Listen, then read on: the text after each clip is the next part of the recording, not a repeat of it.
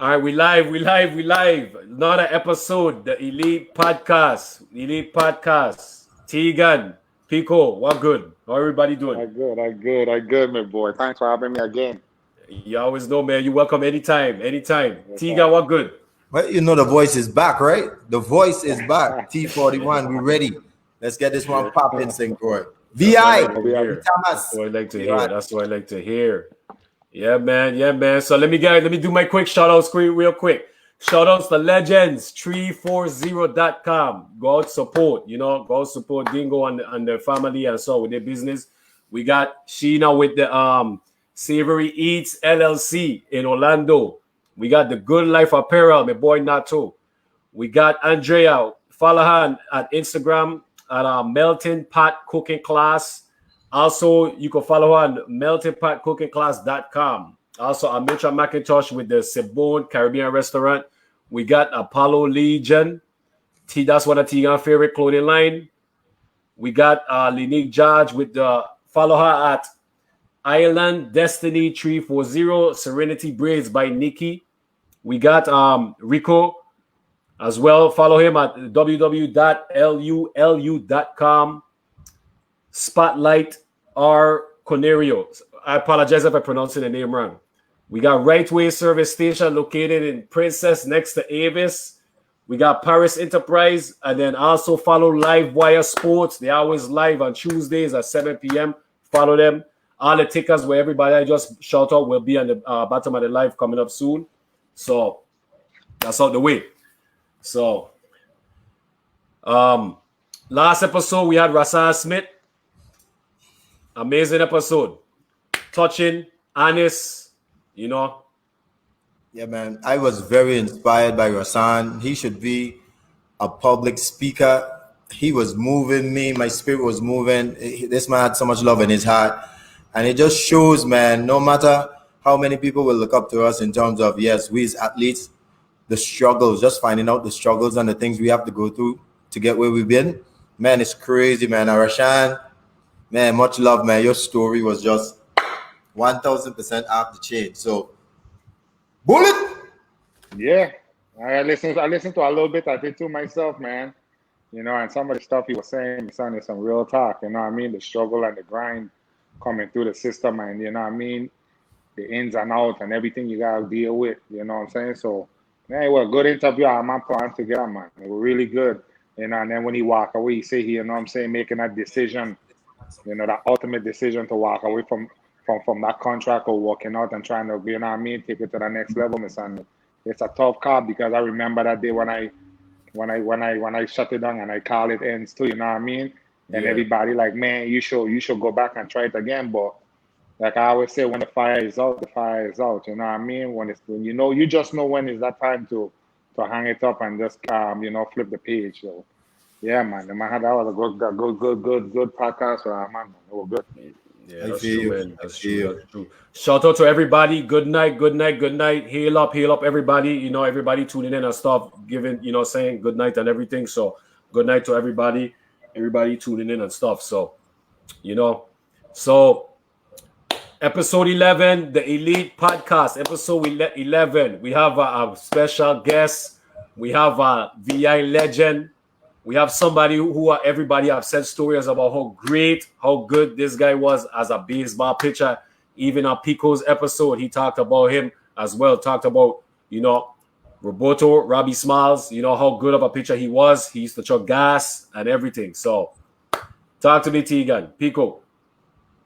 Hey, like I said, Mr. doing my podcast with our man, and one of the biggest, greatest pitcher to come out of the islands. You know what I'm saying? Me looking up at him myself, you know what I mean, from a young age and hearing the stories and watching him pitch live, you know what I'm saying? And, it was just something to see, man. You know what I mean? The talent this dude had at the time, everybody wanted to be like Robbie, and when everybody found out he was pitching in the game or he was starting the game, the stadium, Lionel Roberts was packed, sold out.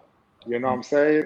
I was always around him because my uncle played with him, going back from Jam Squad and the Marlins, and it was just craziness, and it was just a lot. It was fun time, And the competitiveness, my son, and you know, when this dude step on the mound, it was just a different ball game. The baseball level was just his level of pitching was on another level from a young age, man. So it was just impressive to see, Mister.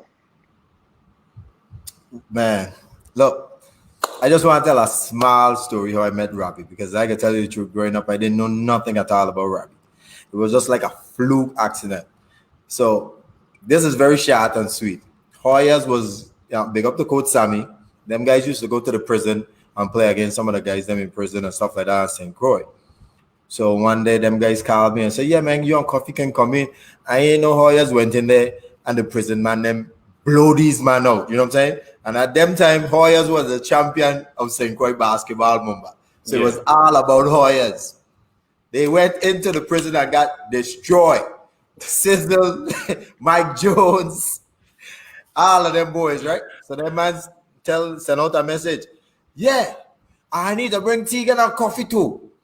So the word got out, son. So me and Coffee was like, dude, we're gonna play these jail, man. We ain't gonna let these man call we out our skin. We don't care if them man in jail. You know what I'm saying? Yeah.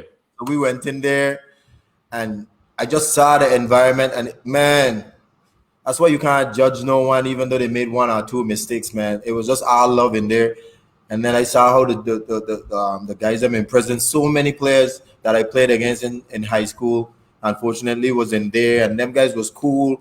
And as soon as I reach in, I see guys start jumping up. My son, see Tegan and Coffee there. You see Tegan and Coffee there. See real ball players there. Like, man was very crazy in the prison, right?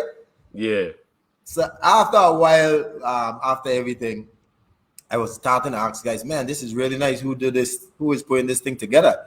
And then man said, that man over there. And I said, who that be? The man said, you don't know who that be? And I was like, yeah, no, I don't know who that be. He said, come, man, let me introduce you. I said, man, I really appreciate what you're doing in the prison and stuff like that, man. This is love. I love to see this. And he introduced me, and he was like, man, that's Robbie Smart. I was like, man, I hear this name before. He said, yeah. I am that guy, Robbie Smart. Man, I said, man, you was one of the best baseball players and stuff like that. And he started telling me some stories, and I said, man, if it's one story we need to hear, if it's one story the whole Virgin Island need to hear, it's my story, brother. This man touched my heart day one. So today I'm just going to be a fan, because I pretty much hear most of the story already, but I will still piggyback on some questions. But please don't go nowhere. Listen to this story. We put in the face to the name, the legend that he is, Robbie Smiles. Welcome to the podcast. Yes, I. Mr. Tegan, mom. Hey, Pico, what you saying? Blessings. I cool it. I just watch it a little cooling and thing like that, and just remembering back in the days, you know. I could remember you as a youngster under me coming up and thing like that. You always had the stroke. But when I was gone, when I heard that you made it, it was no surprise. I know that they were coming. You know, so it's always good to see you. We never get an opportunity to, you know, do our thing yet, but in time, man. You know, and it's good to be here. I mean, I'm Hey, you know, Miss Hey, I ain't gonna lie to you, my boy. You know what I mean? Like, I always look up, my son. Hey, one thing I talk about, my son, is that competitiveness your ass had on the mount. And when anybody talk about players coming out the island, my son, is you number one, Raz. You know what I mean? Yeah. I always tell a man, you know, I was the fortunate one to make it. I was but man, had so much more better. Man was way better than me. I was just in the shadow. I understand that, but then now, you know, you don't make it to the major league by fluke. You can't know nobody and make it. It gotta be your talent and your work ethic. And you know, and you was one of the fortunate ones. So, you know, all respect due to you. You know, it's easy to just get a start, but you know, it's a long road and you got to finish it. You know, yes, and like myself, I came up short. You know, I lose the vision, and as great as I was, you know, but you know, I'm here to share my story in an effort to make sure that, you know, when them other little youths, you know, find themselves at the crossroad, indecision, trying to which way to go, I want to be the poster child or man, or whatever, to lead them know, you know, show them the right route, you know, because I had a blessed opportunity and I squandered it, you know, but you know, I figure, like, you know, at least I could share my story and then now, use it differently. In other words, for the kids, and like lead them know, Absolutely. like, Hey. like don't never give up, like because it's easy to like get bored and get distracted, because you know how it is out there right now, and all of us went through that day in the road and in the streets, you'll get, diverted, so let we go. Absolutely, Let me go. boy. That's I right. could remember. I could remember myself from like the difference is right now with the kids, baseball players in the islands, as opposed to like you, Calvert, and a lot of us, Basso and Plow and Kerry and Juice and thing like that. When we came into Little League, because back then they didn't have no T-ball, no nothing. You were just 9 years old and you had to start. But we came into the league already done ready. In other words, we were spending time on the street playing stick ball and Stick doing ball and different playing things and ball, this and yeah. that. And then playing neighborhood ball. So when it came time to play with the league, we already know the game. But it Yeah, just absolutely. is more organized now. I could remember my first game under Sam Daly, my partner Sam Bull Red. Bailey. Bull Sam Red is a Bailey. year, yeah, Bull Red is a year older than me, right? And we were playing with my brother, and before that, Sam Daly was Carew from down in the West up and hill. We were coaching the Rebels. So when he bring me into the league, and I could remember his first game, I get a big afro. Them man ain't know nothing. They got me on the bench, Last inning we lose it 9-0, And the first year that I playing Little League is the first year that Sam coached, 1979 in Little League, right? And they put me in the last inning to just the last at bat. I walk up to the plate in Griffith Park, tell Froggy, the umpire, hey, hold on, time out. Chuck my spikes in the ground, right? And point to the pitcher and hit the cut short and point to the fence, Wait, 9 years And a old? tune. His name is Rob Mab. Listen, and as soon as he lose that is Raka Kan King Kang Kong, don't listen to me. From Somebody that day, fried right, chicken plate.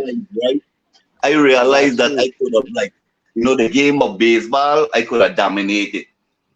And not to to song braggadocious, but that was my forte. Baseball had became my game because I had a lot of older brothers coming up that I had to compete against down in the West, and they became better than them, even though they played ball too. So I came into the league and things like that, and as time progressed, when I came to St. Croix and things. We used to travel over there and play tournaments, but I could have never beat St. Croix in a tournament. Me, as much time as you hear over the years that St. Thomas beating St. Croix, we could have never beat them from Little League to Senior League.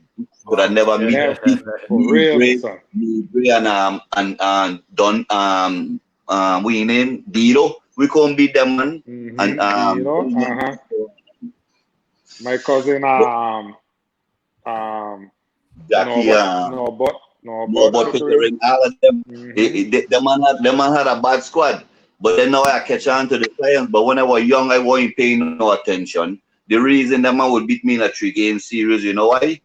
I pitched in the first game, we winning like 5-1, Right. right? Like I'm getting my playing shot stuff and my arm ain't getting no rest. So it's like in the third game after we don't win the first one, lose the second one. I pitch in the third game. We up 1 or 2 runs with the game tie or something. My arm getting tired. I thinking I still throwing the same amount of miles an hour, but never getting no rest. And then now the man bat speed go eventually catch up and they gonna put up on a couple, and that's how they win. But it was like so much competitiveness back in the days, right? And like between the islands, them, it had so much talent back in them time. And I know everybody, whether St. Thomas or St. Croix or St. John, that was somebody, they played baseball before they entered Little League. The parents then need to take away these heap of extracurricular activities, the laptop, and make these, whether it's baseball, basketball, or football, they need to do something else. Because you just don't want to take them to the ballpark when they reach 9 years old and expect them to know what to do. True. Yeah, know? that's true. Yeah, time Let me change. Back get to the first And then question. when they performing, you're cussing them. You never give them the opportunity to even learn before. mm-hmm. You That's know? important. That's Let me important. And shoot you this first question. Going. You talk about how the stadium and so was filled and the support was there. How important in terms of having the parents them really supporting these youths from young? Because right now in this generation, we don't find a lot of parents supporting these young people. I could remember, like, my mother, Plow mother, Kiri mother, Basso mother, Juice mother, father, cousin, and this. Because in other words, it was like support. In other words, you cannot drop off your children them at the park. Listen, when my mother, Gloria O'Brien, used to be in the stands, whether St. Thomas, St. Croix, or whatever tournament, Mm-hmm. and try them out, Robbie, you're not going to foul tip it. In other words, you got that extra support as opposed to just dropping you off at the park and leaving you do your thing. The Yes. same thing. And hey, I remember when, we used to be in the stands up there watching your father coming in making all the noise. I remember Denise Bill Yeah. mother. I'm saying, Yeah. look, I tell you, man, that stadium I was could, crazy. I could remember when I could remember when Eugene used to come up there and go by the opposing dugout, right? And I Mhm. 15 years old, my afro. I just done turn senior league, right? And then man tell me, you ready, Louis, go play double A with the big man them, right? And Eugene going to the opposing dugout and betting them man $200-300 Betting them. bet you get Hey, that $10,000. man didn't know that And day. these They didn't man know that playing day. ball all the life is bet, and Eugene up in the stand. And he telling me call ball Betting. this and that. And it don't make a difference. He don't know. It don't make a difference why I pitch this still ain't gonna hit it. And he swear he's striking out everybody. That's crazy. Hey, look. I remember That's I used to watch you run all the way to the other side of the stadium betting the whole team. I used to be Yeah, laughing. I said, look at this dude. Mr. Eugene is a fool, man. Mr. Hey, yeah. those were the days, man. Those you were know the what it days. is. I mean, That's the type it of was mentality. fun. That's the type of mentality you have to be a pitcher. The same mentality that you had going on the mound. That's just the mentality you have to have. As an Yeah, athlete, anything in life. That's just the confidence you have to have. In order to be yeah. successful. So, Facts. it just says a lot. About your I mean, character. I kind of tell people frequently like about. I could remember, in Mississippi, it's like just when you feel that groove. I mean, I pitched 5 consecutive no hitters up there that time, right? 7 overall in 12 games. So the other 5 games them was both up because me lose no game, right? I could remember I just going out and among in between innings and just telling umpire timeout, turn Wait, around. Robbie, let me stop you And a second. Let me stop you. Can I stop you? Because you brushing over something you just said. You throw 5 consecutive no hitters. You say no. Five. Straight I one don't think time. the I mean, VI hear okay, you like, right. no, 5 you hit. no, Five. okay, you're right. I glad you stopped me there because how that day came about, right? Because back in the days, a lot of the local talent, because I had man just as good as me or a lot better throughout the years, but because St. Thomas and St. Croix is so small, no scouts ain't really coming through this territory. But then now what happened? I've been dominating from Little League, Senior League, and this and that, doing the same thing. And it was 1 December. Plow called me, right? And the landline, because we didn't have cell Wow. phone back then. They're telling him, listen, my coach up here, I telling him I get my partner 16 years old throwing the ball 95 mile and now he don't believe and this and he want me to come out. I said, Wow. talk to my mother, you ready to come in? Just talk to my mother. I come in. Right. So then now they do all the exams. Me and Basso end up going up Elgin Mm-hmm. Epson in January. In the winter time, the Coach Neil take me straight in the gymnasium with ball mitt and club. He want to see this thing. It sound like cannon blazing in the place. He got a big smile. So then now when March come around, the first game I pitched was a no-hitter. The second game I pitched was a no-hitter. The third game I pitched was That's a no-hitter. crazy. Fifth game was straight no-hitters, non-stop. I How used old? to go out there and it's like we playing in Mississippi, so you're going against, what you call the racist rebel flag kind of people. And Yeah. and our whole team is from basically St. Thomas and St. Croix in Piney Woods. So and I just turn around we never have no discussion. They just know how we don't move. Time out, umpire. Hey, sit down, turn around, take off your glove and turn your back. And the man sitting down and the field and turning the back, it's just me and Plow is my catcher, The last thing I could do is make somebody check swing, like a foul tip, because everybody gonna fly up off of the ground. So it's 3 straight strikeout where nobody will never touch the ball. And that's how I use it now. That's crazy, pal. How old? That's Robbie, crazy, BC. Robbie, how old was you then? 16. 16. Okay. So then now what happened was, I guess we're gonna get into.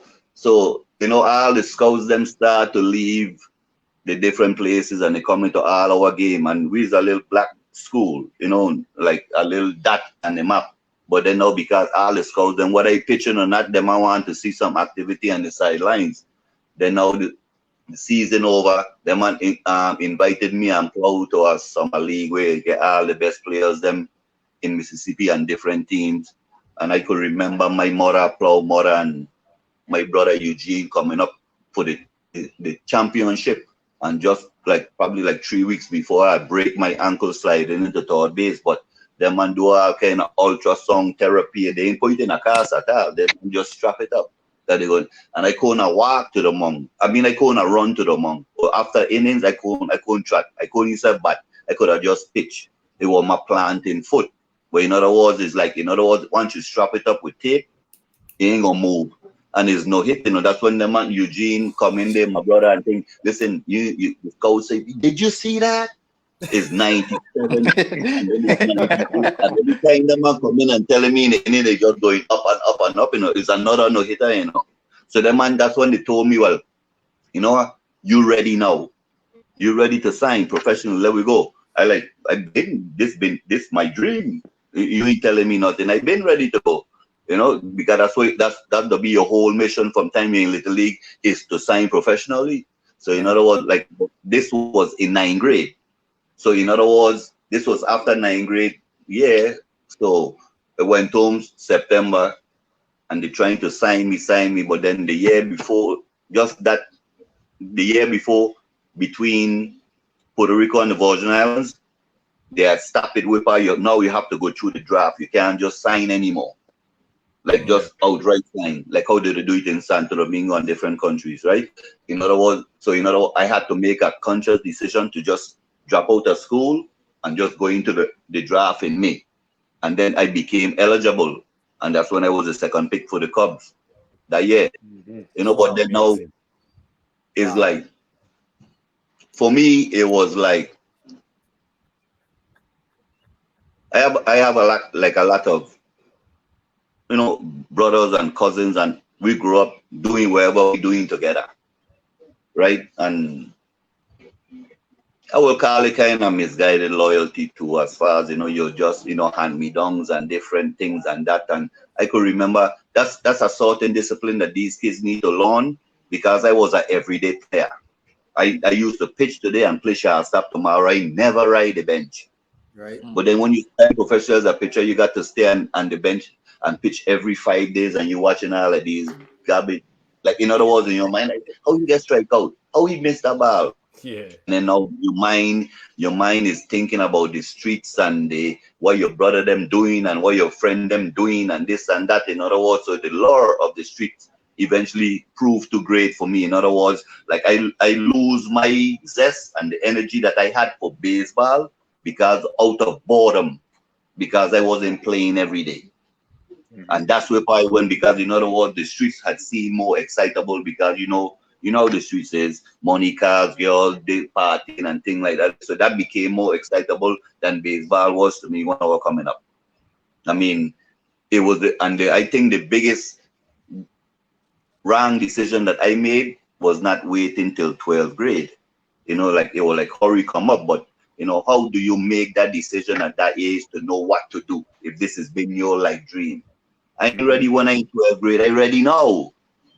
So, and that's where I went wrong, because after the time you don't need that guidance, that structure and things like that. And ain't had nobody, what I will say, that back in them time when I was in limbo, in between a rock and a hard place and things like that, trying to live two lives that could say, listen, check this out, man. You see what you're doing, this and that. I just come from doing X amount of years or such and such. It didn't have that.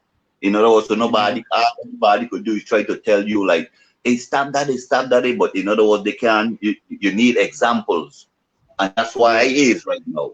Yeah. You check. I became that example because in other words, there's nothing that no baseball player or nobody on the street could tell me that, you know what, I going through this, that I haven't with this experience or have done myself. You know, in other words, I didn't have that. I didn't have that kind of. They were just leaving you to just do whatever it is you wanted to do. Yeah. Hey, so Robbie, we got some questions from the viewers. So Kevin Pickering asks you, which pitcher you had like competing against from St. Croix? I could remember. I think I could. That was senior league though, because it was just babyface. Cannon, I think he named. Ask him if that's what he named. That was senior league up in the Lionel Robert Stadium when I tag him when he had like do a little butt up and I tag him and he tried to turn around and like he want to fight and I turned into a karate stunt and this and that, but he was like, you know, when you run up the place, you just tag a man hard, your man turn around and just turn into a whole karate man and everything, you know, right there on the field. All right. So we got he was good. But see, St. Croix never had no, like, I mean, not taking nothing away, but like year after year after year after year from little league to senior league, it never had no one pitcher. It always had different pitchers. Okay. But like, I mean, like I say, I guess I could say, you know, I've been through it. Like St. Thomas, it always had me from 9 years old all the way up until I signed professional. Whenever it came to competing against St. Thomas and St. Croix, I always been the pitcher. And then whoever come number two. But we never had really had number two. That's why we always used to lose. Now, still coming up at that time, coming up at that time. You were good, but not, you know, after that, not the battles that St. Croix had. Not at your level. Yeah.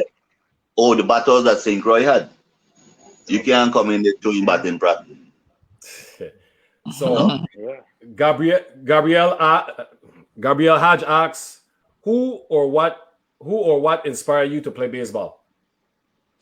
Oh, I mean, my grandfather, Paulino Rojas. I became a Yankee fan like probably in the 1976, 77, when, you know, Mr. October, Reggie Jackson. Yeah. I could remember my grandfather paralyzed in the wheelchair and the couch and thing. And, you know, back then it's only CBS and ABC and NBC. So the only time you've seen is World Series games, right? And it was out the Dodgers and the Yankees going back then, you know, and Greg Nettles and the list go on, right?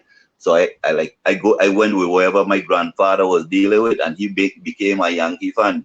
So then I could remember coming down the stairs because he's from Culebra originally, and he paralyzed. And I downstairs at the side of the building. I never needed somebody to throw ball with me. Calvert, you remember the Pink House? Going up the road from French Catering, right? Yeah. I used to sit from one parking lot to the next, and I would throw the ball against the wall. I would throw it high, so it could come back like you're playing outfield and you crow up, or you throw it low and you're playing like infield, or you just use the wall to throw curveball and pitch. I was doing that from the age of 6 years old. My grandfather used to be, Robbie, stop throwing the ball against the wall, because you know what? He got paint over the whole side of the building by the time I done with it. The guy done. That's true. And truth be told, he named me Roberto after Roberto Clemente when he had died in that plane crash. Okay, that's the name. That's he named me after that. Cool. You know, so it was like my grandfather is the one who inspired me to play baseball. Awesome. Yeah. Okay, so somebody we have a question from Frenchie. He asks if regrets not playing and not having the right guidance. Of course. I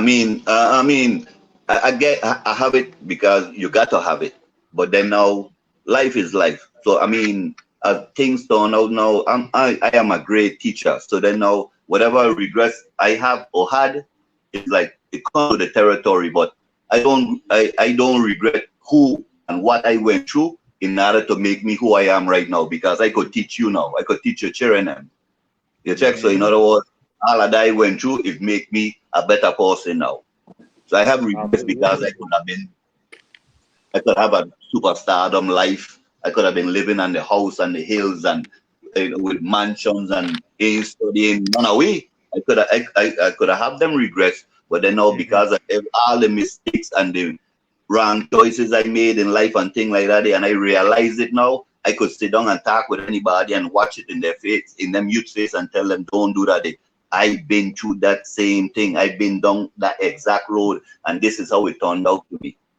Absolutely, you know? and that's why I say in my podcast with these men, you know what I mean? If anybody that you really want to hear a real story about, you gotta get Robbie. I said ain't nobody out here can tell you both sides of the story and what he been through and what he got into and what he is to this point. Because like I always say, my son, when it comes to the players now from St. Thomas, you know what I mean? I always say, I was fortunate. But I first thing I say when I get here, I talk about you, I talk about Basso, I talk about Ali, I talk about, you know, when Uncle them, you know, starting with Pay, the biggest, playing with our man. You know what I mean? That's where that's where I started. And you know what? Out of all our man, you know, I watch how our man go there and compete on the field.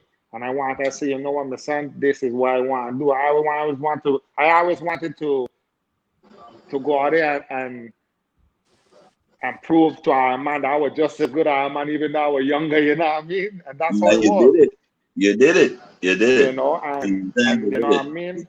I tell them, man, all the time, if you want a story or one of the greatest preachers that ever come out of St. Thomas, you got to talk to Robbie. You got to talk to him. And I tell T and a man that at the age of 15 years old, Lionel Robert Stadium, 21 and 22 strikeouts out of 27 outs, you know. That is crazy. Real talk. We have another question. Picos and Champy and them man is who bring me up out from down in the West. We have another question from Sherry Simmons Haywood. Which player or players from St. Croix was the hardest to pitch to? Okay, I named three of them. I mean, Cowboy Pickering was the third one, but then now we had Dido and Midre. And I was you say, right? It's like, I mean, like in St. Thomas, the two hardest person I had to pitch against was Basso and Bolo, Harmon Bell and Elgin Yetsin. So you always had two. Because they're just batsmen. But then now when I go St. Croix for a tournament, or St. Croix comes St. Thomas for a tournament, and it's the first game that's playing, nobody don't stand a chance. There's no best method.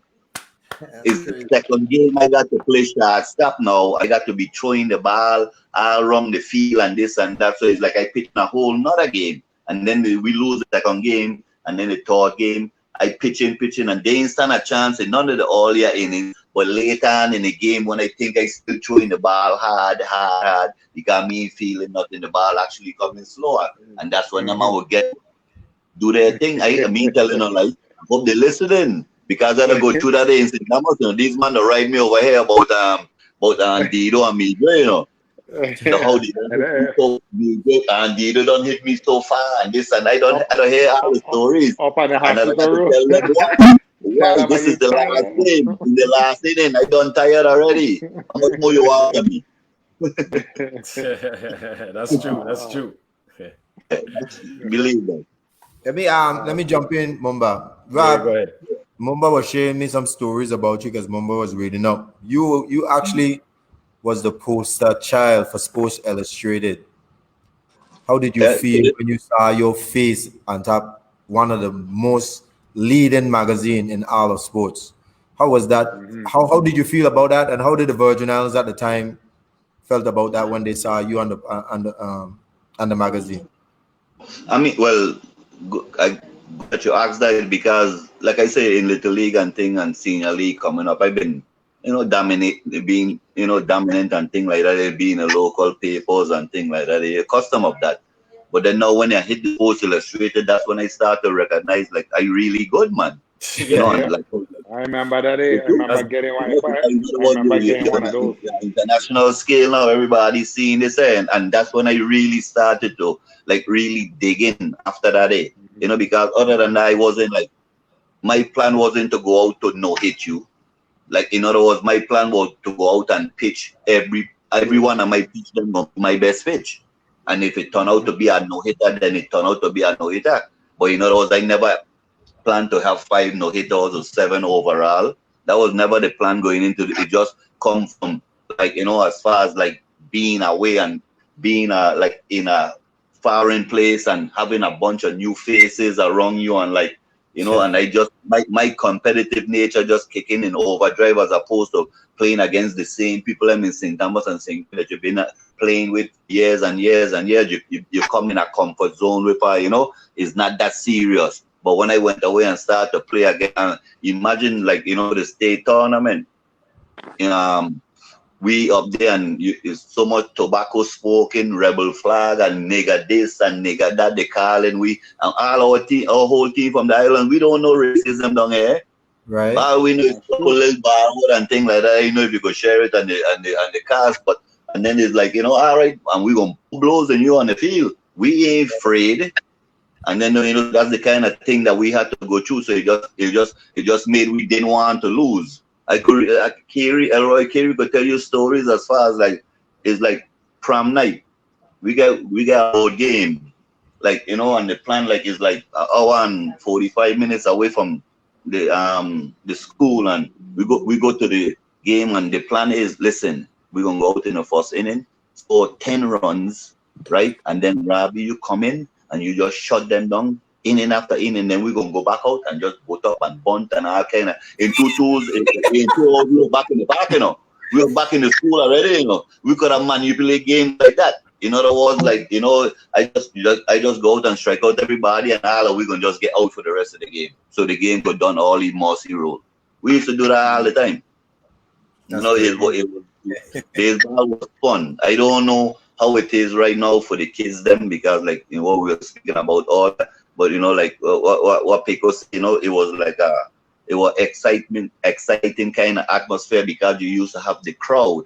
The crowd is what kind of motivates you to want to really go hard. It don't have that. That's been lacking. Since I come out, they don't really see it like that. Of course, they get a few dedicated parents, and I won't take it away from them. But it's not nothing close in comparison to how we used to be back in the days. At all. Absolutely, yeah. Because I remember like what you mentioned earlier. When you were coming up at 15 years old out of Senior League, and the 21 and over, they will come to you and say, "You think you good? Come up here and play with the big boys." Them. So we had no choice. People got to understand that after Senior League, that was it. So you either quit baseball or you going to play 21 and over or 40 plus. So we had no other choice. You had to compete again. Yeah, exactly. I could remember. They ain't take it easy on us. They ain't take it easy on us. Listen, I mean, I don't know. People will tell me this, but I don't. I mean, I guess that I guess you gotta go with whatever somebody say about you, right? Everybody can be wrong and you're right, right? So in other words, every time I hear, right, my best game that I ever pitch, don't care about how much strikeout records I set and no hitters and things like that. It don't come close to when we had the 16 to 18 tournament against Puerto Rico, one team from Puerto Rico, 2 from St. Croix, St. Martin, and so on and so forth, right? And I pitched against Puerto Rico. Their whole team was signing professional the same year. That was 1988. No. Yeah, 88. Maybe 87 going into 88 because I signed May 88, but it was going into that time. Their whole team that came from Puerto Rico actually signed a contract professionally that year. And I beat them and 1-0. You know who was playing on that team? You know what catching for Puerto Rico? Not Ivan even. Rodriguez. I was gonna say Ivan. Ivan Rodriguez Pudge. Oh God. The second and the one who were playing second base for me when we signed professional, Benitez, he was playing on that team and so on and so forth. A lot of people say that's the best game I pitched. I mean, it was competitive, because as soon as them man play them man next game, all them going over the fence, For the rest of the tournament, them man just demolish everybody, but I just, like with me, I had a curveball from 6 to 12. I had a fastball from 6 to 12, meaning a fastball and a curveball from here to here to here to here to all the way underneath. Them people call it the submarine in Mississippi, that you used to run you out, you used to run across the plate and it used to hit you. So in other words, I get a fastball and a curveball coming at the same angle, you ain't know which one coming, and my curveball don't come slow. Wow. Let me ask you, Rob, how was your studying habits? Because you are so dominant with all your pitches. Did you study a lot? How important was it to study? How was your education in terms of the school and stuff like that? How important? I mean, as far as I had a 3.67 average in school. That was never the issue as far as with schooling and things like that. It just came with the what you call your peers and things like that. Of course, education has always been like that with me. I never used to fail no classes or no nothing. But as soon as we done with school, we're going straight to the ballpark, and then it's back to school. Back in that time, you didn't really have anything else to do because there wasn't nothing else going on. I mean, I could remember like in 19, I'll say, just before I went Pioneer Woods, that's when the hustle started to erupt in St. Thomas, right? And my older brother was a part of it. So for the first time, this is when I started to see a lot of money. Because growing up, is hand-me-downs. We used to, I the last of 4 boys. I get Eugene 2 years older, Jimmy 2 years older, Papa. So, and all of we away at the same time. So same size. So by the time the thing reach me, guess what gonna happen? Ain't got that much way left. But you're making it happen. You're making it work. So then now, in other words, as far as when the baseball thing came along, and it's like you thought about signing professional, this is the first time you really get opportunity to look out for this and look out for moms and this and that, and and then now at the same time is when the hustle came on, right? And I had another brother in that field, so it's like this is the now money. Baseball is the later money because you got to go through the minors, and this happened to me the same year that I getting ready to sign. So I got to make a decision: the now money or the later money. After competing, I wasn't born with a silver spoon in my mouth before I could say, well, I get a bank account and we get no. Money now or money later. And unless you get somebody there to direct you and show you, just have the patience, it's going to work out. Other than that, a lot of youth man ain't gonna know what to do. Because it's right now, and that's what happened to me. And that was 1980. They started from 86, 87. Even though I was still bad in baseball, my mentality has started to shift. My hunger for the game has started to shift and diminish away, and the streets and the lure of the streets was starting to become more exciting to me. And I never had nobody to pull me up and leave me know nothing. Keep you. I always say that, my son is crazy. I always say, what if? People will try to blame. People will try to point fingers at your older brothers and this and that. Everything was new to all of us. They don't know. Nobody never encouraged me to don't go play baseball. Come with we. The man used to go play ball, but I want to be here. I want to be wrong. I always been a wrong you all my life. In other words, of baseball, me signing professionally, make me just don't want to be wrong no more because it's tough. But it's like I say, loyalty, whether misguided or not, it all comes from the love that I don't have. You check? Yeah. True. We got some viewers questions, Robbie. Yeah. So Pang, I think you got those questions right. Well, first of all, I didn't want to interrupt. Good night to everybody, man. I came in Yes, late, sir. Good night. Yeah, And, good night. Good night. And Yes, Robbie, sir. it's good to hear your story, man. I excited. I locked in like a little child. But I got a question from. Actually, this is from a question from my nephew.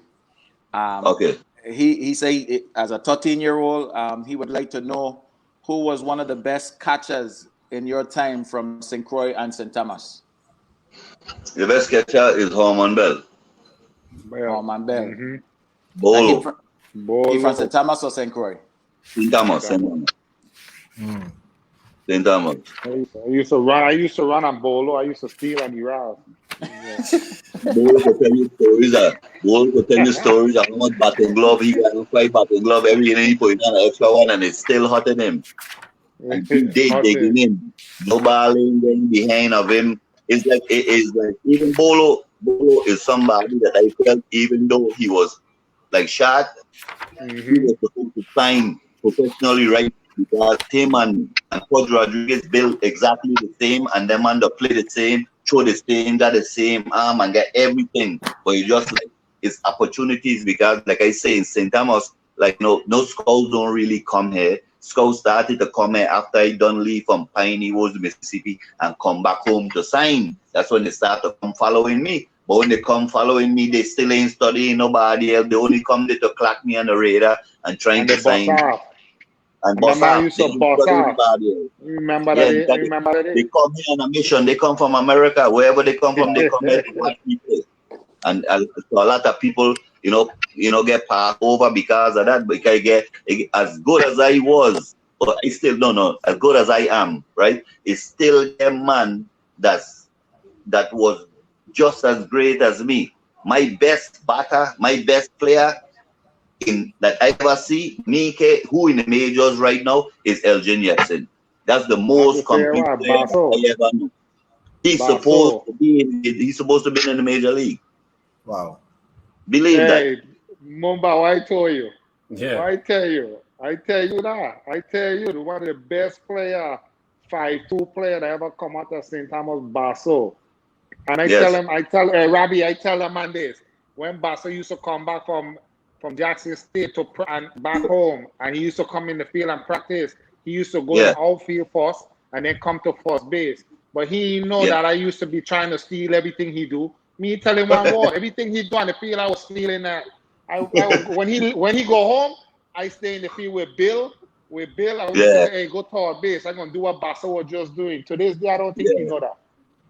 Yeah, man. Yeah. Marco hit, run. I remember when he used to hit a home run and run all the way in, almost into the dugout. Into the dugout and trotting and going on. You remember? He had the most time. You're right. Hey, good days, my son. But I mean, it's like, what do we do now after this coronavirus episode? Because everybody becoming complacent right now. I'm pretty sure the kids don't pick up some kind of other thing to do as opposed to, how do you recover? How do you spark that electricity back in the ballpark and get excitable again after this, whenever they do decide to open? Yeah. Because it don't begin and end with us, because we would like to be able to teach whatever we experience and learn and put it into them. But right now is like the place is at a state of dismay as far as when it comes to the baseball, and any kind of other, activities out there. What do we do? I mean, but we got to set up something and come back home and let we do some kind of thing, because just with you alone, people gonna come out. Them kids gonna come out because you been there. I was supposed to go. I just have a story. My story is only that I coulda, because I was that good. Your story is way more important. I'm just saying, but I need help. It takes time away. Yes, I talk to Major about it too every day. I talk to Major, so we planning something, man. So we go down there, you know what I mean? But it'll be great, man. You know what I mean? The old school and the new stuff, because now that the floodgates is open up, and more people coming out from back home to play professional ball. You know what I'm saying? Yes. Yeah, man. It would be good to come home and and go back there and give all the knowledge and stuff that we've been through, my son. But like I say, my son, hey, if anybody else have a story to tell, my boy, that's you, then, man, because this day, we all know the story. You know what I mean? And to not one time to this day, my son, I ever look at you a different way for anything. You know what I mean? That's just the way in my eyes, my son, you always gonna be one of the greatest. You the greatest pitcher come out of St. Thomas. Don't get me wrong. You know what I mean? We got Almac Beam, but my time. You're talking about my time coming up watching you, my boy. My time coming up watching you. You're the greatest pitcher that I see on the mound to this day out of St. Thomas. So the much respect, my boy, and you know what I mean, nothing but love. You know what I mean? I gonna take it back because I tell T they say when I was with Kansas City, I walk into the stadium 2004, 2005, I walk into the stadium, and I was telling these man, I say I go and I check my fan mail. And I that one day I walk in, my boy, and I went through my fan mail. I got I got a bunch of mails every day, and I just going through who write me today, and I all of a sudden I come up on this letter, Roberto Smiles. What kind of fuck? Sorry for the language. No, you sorry good. for the language. You know what I mean? Roberto Smiles. I went back to my locker. I sit down in my locker, face into my locker. I open up the letter. I mean, I lie to you, my boy. I start reading. My son grown man, big tail start running down my face because the first thing the man said, Pico, I watch you on ESPN, my son, and I ain't never been so proud in my life seeing you hit your first major league hit with a home run. You know what I mean? The son grown tails run down my eye, and I said, this That was dude the first here, time I see you play. That's the first time I see you on TV. You check, like actually get a chance to, because different you might be stationed in the States and things like that, only cover certain teams. It just happened that I was able to see you. I had to pick up the pen and leave man, because it was like I felt proud. I felt like it was me, in other words, because all we come from the same place. We grew up doing the same things, them and things like that. It ain't work out for me, but me gonna hate on you. It's like I feel like it was me hit the home run, because you don't begin and end with me. That's how you should feel. That's how you should feel. Yeah, absolutely. And when I read that letter, my son, I feel like, you know what? I make it, my boy. Because one person that I look up to, my son, from back home, finally see it. That was the last thing on my mind. And listen, and nobody else of celebrity status ever got a letter from me while I was there, like I sent to you. I mean, a regular letter. That meant the war. You were the only person, because you were like what, 2 years younger than me? Yeah, probably 3, 4. I 43 now. I could remember you coming up, and another one was like, you didn't see it, but then now you're seeing it. It's like, what? My son, I was elated to see you playing for them, man. Believe that. I remember my boy, them. I remember Mike Sweeney, and them boys come up behind me and say, "Pick, you alright?" I said, "Cool." Yeah. I said, "Cool." I just received a letter from one person. I was not expecting it from this dude and that man. My son, I said, "Look." That man look at me and said, "Real?" I said, "Yeah, my son. This one touched the heart was." I said, "This here, my son, made my day." This all, son. That letter meant everything to me, boy. I mean, that was the last person. I ain't gonna lie, you were the last person I would have received. We received hundreds and thousands of letters, but that one letter, my son, meant me ain't care about the rest of them. That one meant the world to me, boy. We gonna lie to you. That's amazing. That's amazing. You're making me even more prouder now to even think about composing it, because a lot of the time you'll think like, would it even be received like how you mean it, and to sit there and hear you, sharing like the emotional part of it, it was like a meant to be situation, because I don't normally do that. It was just And let me jump in. Let me jump in a second, because I want the viewers them to know, because a lot of we home, and me and Robbie home right now. We got a lot of problem kids out there, and what Yes. both of you guys just show with our interaction was just so pure love. It just proved the point that the next generation need people like you to be that voice to them. We keep bringing a lot of people from away speaking to our young people, but we gotta understand our young people will never listen to you unless they respect you, unless they understand that you've been through what they're going through, and unless they look up to you. And what you guys just did, man, I could have just listened to our talk the whole show, because it was just pure love I was putting on the screen, Pete. Right or wrong? But It was you're right. it was Right. real. It was natural. And that's what our youths them need in the whole Virgin Islands. We don't need no fake. We don't need no politician coming around telling them stop doing it. They ain't gonna listen. You need Exactly. real Because I empathize with the elected officials and anybody else that wants to make a difference, whether it be police or whatever and things like that. But in other words, you can go to a certain group of individuals and try to talk to them. You don't care how much love that you got in your heart for them.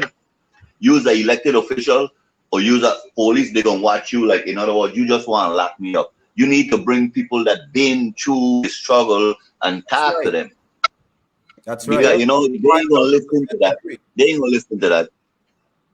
Yes, absolutely. And the thing about it is, too, it's the mutual respect. I way younger, you know what I mean? But me growing up and being around my uncle, and my uncle taking me every place, and my uncle was around Robbie and Eugene and Seaboard and all of them, man, and Gaddafi, all them, man. You know what I'm saying? Playing ball together in Lana Roberts. I was always around the man. Even though I was younger, I was the bad boy going out there picking up my uncle back when that man playing, and my uncle telling me, pull out the helmet and go hit. Ooh, I ready to go hit. Don't tell me that, You know what I mean? But, stay a little ass in the back, So, I'm watching this man pitch on the mound. I remember when Bolo used to come in the dugout and say, give me your batting glove. Give me your batting glove. Robbie pitch, and he going to hurt my hand today, You know what I mean? That's the type of stuff this man used to come in, take 3-4 batting glove, the man get to catch this dude, And that, that's what we grew up on, and that's what we son, look. We were always happy and proud of this dude, no matter what, my son. In our eyes, this dude was the legend coming up, and the name of the island, And we had a lot of talent home, you know what I'm saying? But, it's only few people to this day I talk about, you know what I mean? And highly, talk about highly, Basso and Robbie. You know what I mean? And then Bill Eugene, Bill Williams just joined the car, really biggest. You know what I mean? But yeah, man. Just respect, man. Bunch of respect for these man, man. I got a question for you, Robbie.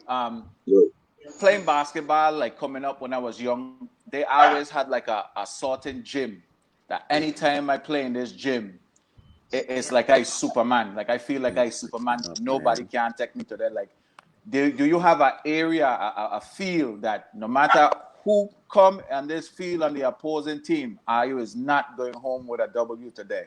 No, I never had that. All I needed was the mung, and the mung to just be like I could dig my foot in, and then I could see the home plate, and I didn't care where I was. I know you're saying like a home thing and this and that.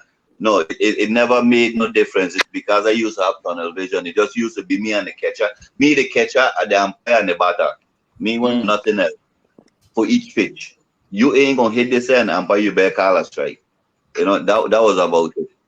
But I know you're saying as far as the home field or home court advantage, I never had that kind of feeling, because if I go to St. Croix and the crowd is more against me because I only get a couple people St. Thomas, them man encourage me to go on better. If they ain't gonna call me and like I go in a shell. No, I gonna go on worse than I was in St. Thomas. Right. Love it. Yes. That's that competitive nature that drives you. Yes. Hey, Robbie. Eugene Jabo? Yeah, he having issues, so we gotta figure out what's going on. Robbie, so Genix just called me. He watching the show right now, right? Yeah. And he was telling me about the time when you came over in Little League and your manager, I don't know if you remember your manager name, and your manager told Genix that you get a chance of winning because we got Robbie Smalls. And Genix mentioned a name Elliot Navarro and Galen Williams. He said he had on his team. I know them name, but it's been a while, but I know them name. Yeah, but I know the name then, yeah. Yeah, so I just but Gene telling me he beat me in the third game, if anything. Yeah, that's what he said. He said he beat me in the third game. I got me the third game. Never the first game. Yeah, them name all them name that he mentioned in guy he was strike out in the first game. Yeah, but he just wanted you to know that he watching and so on. He loving everything. Yeah. I tell him I say hail up and so man. He bringing back memories with them names and all too. I remember them boys, oh man. That's why we used to play down women. We used to play down women down in the west. Yeah. Yeah. Hey, Robbie, I have a question for you. Yeah. Who was your biggest influence? Who were your? He gone off. Go get that car. My fault. Yeah, my fault. We could hear you. We could hear you. We could hear you. Can't see, but go ahead. Yeah. Who are your Who was the pitcher that influenced you that make you wanted to pitch coming up? Nobody really. Like just kind of learn the art. You remember down Frenchie's Catering and that same road going up by the Pink House? Like in other words, like we used to play striker man stick ball on the road, a heap of cars on the side of the road with tennis ball on any kind of ball you get. So in other words, it's like either you're pitching or you're batting and thing like that. And I just start to break my wrist a lot as far as with the curve ball and thing like that with the tennis ball, and I just start to train myself. But as far as having a pitcher back in them days, I never really had one. Oh, okay. No, I never. And I kind of basically, like from a young age, kind of taught myself how to pitch. Like when I came into Little League, I had a big shuffle curve ball. I had a fast ball. I could have tried from 6 to 12 from time I've been, even before I come into 9th grade. Like, in other words, when I was young, when my brother them gone around the place because they're a little older now, they done, season, they going linemen. I still in the neighborhood putting ball against the wall or throwing the ball them up against in the air, after dark, and then in the street light, you got to make sure you catch it because you get parkers and things like that. I used to do that. I used to like be by myself playing baseball before my mother called me up. So a lot of most of the things I might kind of, learned on my own. Learn on your own. Yeah. And then later on, you run across certain coaches that give you the opportunity to just blossom because you got the practice, you get your repetitiveness, and you just come better and you blossom. But as far as knowing how to do this and knowing how to do that, kind of came T2G, train to go. Yeah. So I hear you. Yeah, sorry. I got two questions for you. What was your pitching style? Were you more like power, technical, or technical, and did you have like a go-to pitch? Like there's a batter you just can't figure it out, but there's one pitch that you have that I don't care who on the batting end. They ain't hitting this. It was my fastball because but I used to set you up for it, by throwing like the call ball. Them you get a call ball first pitch, a call ball second pitch, a call ball third pitch, and it might be ball, and it's a one fastball and that you ain't gonna see. If you blink, you ain't gonna see. But I could remember Frankie Bradwitt, right? He is the only person ever hit me out of the park in the history of the Virgin Islands. That's when I was like young, like 15, 16, and by throw a curve ball. And what happened is because by throwing a curve ball and people swinging early, the ball hit the bat. Not the bat hit the ball. The ball hit the bat going over the fence. Frankie could tell you he never foul tip another ball after that for the rest of his career, Never touch another ball again after that day. So my thing was always the fastball because my fastball don't come straight. It come with movement. It'll just come moving, Okay. moving. It don't come straight. 95 plus movement. That's scary. That's scary. 97. No, that was 95. That was back then. But like as time went on, of course they're gonna rise. Yeah. It moving with the movement is like 100. I mean, anybody could throw a straight fastball 100 mile an hour for a seam, but I used to choose two seam. So in other words, they're gonna always be moving when they come in through. Yeah. I never like a four seam fastball because it always flat. It coming straight. I never like it. Yeah, I remember that. Remember that one dude that Now we I learned used to bring something. down. Right? Remember that one dude that I always used to bring down to pitch in the games. Them, I don't know who he was, some big shot dude. I don't know if he play with you or he play with me, with them and the Pirates. Some pitcher. We used to come down there trying to throw that 4-seam fastball. I used to throw about 95 too. Till I hit him up on the roof and tell him put some movement on that fastball. Yeah. I'm going to Roberto Gordon, I can't remember he did though. Big dude look like Diesel. Just shredded. Come down there throwing BBs. I remember the good days. The only person I could think about I used to bring it back in them time was Roberto Gordon. Remember he had signed with the Cubs before me. That's what I think who it was. Big tall dude. Yeah. I used to bring him home. Yes, I used to bring him home to pitch, come down there and pitch against us, man. Boy, I used to throwing up 4-seam fastball. Hey, you better get some movement. We're gonna kill you down here with that. Eh? I remember he used to hate it, me son. We got some other question. Wait, let me get to some of the viewer questions. They asked them a while ago. I think I want to say was Kelvin might have said this. I can't remember. I will have to scroll up, but he said ask him about the story that he told his teammates to sit on the field because he got them.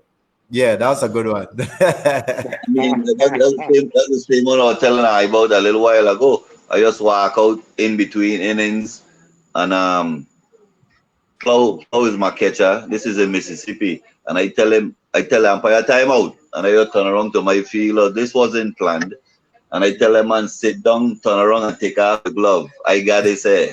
I mean, and it was like. Nobody like look at me like, what you dealing with? No, everybody just turn around and sit down and, because it was like that. And, and nobody, like I said, nobody himself foul, tip the ball, 3 straight strikeout.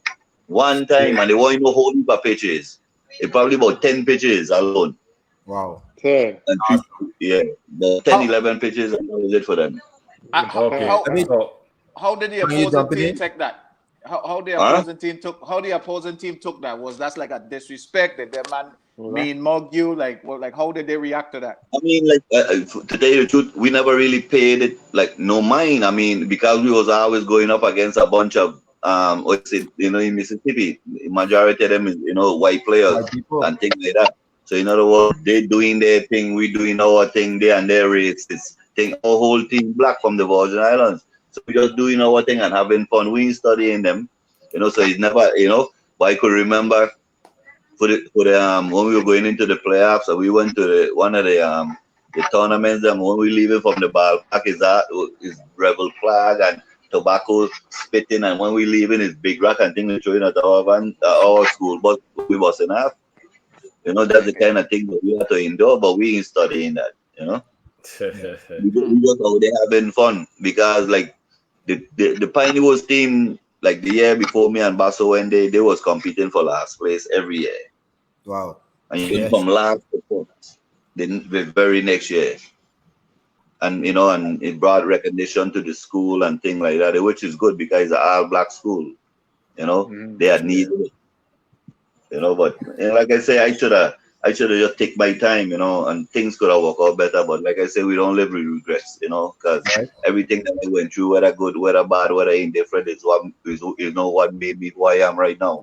That's how you are today. Exactly. Yeah. Absolutely. Let me jump in, because Robbie just leading to my point. I got to jump in. Tigan, hold on. Let me get to this question, and then you could go, because this question was asked a long time ago. So I want to get to this one, and then you could go ahead. So I can't remember who it was. How did Smithy became your everyday catcher back then? Les Smith. Oh, that was after I came back, after I signed professionally. When you come back home half season, I went around and I like you come home, you ain't got nothing to do. Up by Ortega house, up there around the field, and I watch the sports digest, and I see the Sox uniform. You remember the Sox uniform, Pico? Your Yeah. uncle still there right now, right? You know the Uh-huh. pinstripe with the Sox, and Yeah. it's like, man, Yeah. it's a bad uniform, man. We need to put together a team, man. So I went around, and Uh-huh. everybody that used to be somebody, you ain't got to be playing ball right now. Black Bull, Smitty, the biggest, Rajayot, everybody that used to play ball. That's why I went and sought out to put together a team Mm-hmm. as opposed to just joining already established double A team. Let's make it Mm-hmm. more better. More teams is more action, right? And then now Smitty became my catcher for when we were playing with the Sox. That was after I signed Okay. professional. He bad too. He good. But as far as coming up, Bolo is the one that catch me from time we in little league and every All-Star game and things. So it's like I won't say it's no it's like as far as if I got to pick who, I will pick Bolo because of the longevity. But as far as the skill wise, Smitty bad too. Smitty Mm-hmm. bad, you know. Yeah, let's go Smitty bad as well, you know. So let me jump in.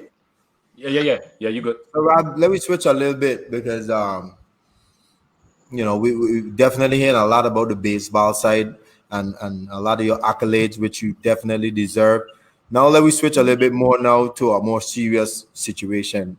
The fact There we that go. you got incarcerated and baseball was taken away from you for so many years. How was your mindset in terms of not being able to play?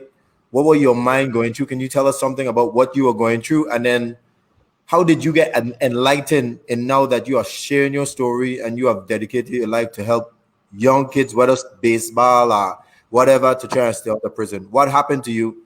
Can you share a little bit on that? I mean, well, I kind of lost the zest, like I tell you, leading up.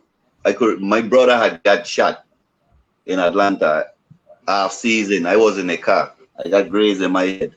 People got a lot of stories about it, that this and that, but it was just something random with somebody trying. You pull up at a gas station, you get on jewelry out of state tags, and somebody rung the gas station, and they're looking like the lady said they done looking for somebody to rob already, and we pull up, and the person just opened fire, tried to pull off my brother chain off his neck, right? So when that happened, right there, is like I just done with baseball for the meantime, right? Mm-hmm. Not done with it. Like in other words, now, man. 'Cause my cousin I get killed in the car as well. My brother paralyzed, fighting for his life, and it's like, no, stop. So then now, as time went by, and that's when me and Juice went back to I was going back with the Kansas City Royals, right? Is when the whole situation happened with me going to jail. But as far as like how I feel about not being able to play ball no more, I start to feel it when I end up in jail and having to watch it on TV. Because in the meantime, while I was in the street, baseball wasn't like on the forefront of my mind because people don't get killed, injured, all kind of thing, and his life on the line and thing like that. And so, in other words, it's like, you know, Forever. but like after is the aftermath when you get dust settle and thing like that. I end up with 5 bullet wounds in my back, and I end up in jail with a natural life sentence. And I start to reflect on everything in the past and thing like that. You start to think about baseball and how good you was. You're sharing story with your fellow inmates and anybody that that want to listen and they can't believe it. And it's like but then that's all you could do. Because I squandered the greatest opportunity of my life. So it was like it was like bitter, but sweet still because it's what can you do about it? I ain't gonna I ain't gonna stress and get down about it. I had to try to find find a way out of this rut. When you find yourself at rock bottom, there's nowhere else to go but up. And so then now, given everything that I went through, given all the promise that I had, because I know that there's a lot of people, Sam Daly, and a lot of people that invested not money, because money comes and goes, but one thing you can't replace is time. That invested Mm-hmm. a lot of time in me because they see me going to make it, and I always felt that I had failed them. So in other words, that's how I used to feel bad about. So in other words, in an effort to try to repair it, I want to be the teacher that they was to me. I want to be that teacher for the other kids. Then that's how I feel like a repair. Awesome. Amazing. Mm-hmm. Awesome. That's good right there, my boy. That's good that's information right there, Russ. You know what I mean? Because So we all have a story, my son, and like I say, your story, man, ain't nobody out here can compare to that, my son. You got both sides. You got the talent of where you was at and the level where you was at from a young age. You know what I'm saying? To that left turn and having to make a decision.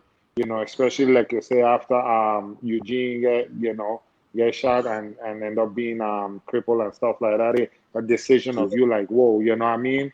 Brother, family first now, you know what I mean? Baseball second, I gotta take care of my brother now. So Exactly. That's how it's very understanding. That's how I guarantee that's how you look at it. So at the end of the day, the only person that can make that decision is you. Ain't nobody else can make that decision. Nobody can tell you what to do or what not to do. You know what's right. In your heart, you're going to follow your heart at that time. You remember Askia? That was the right thing.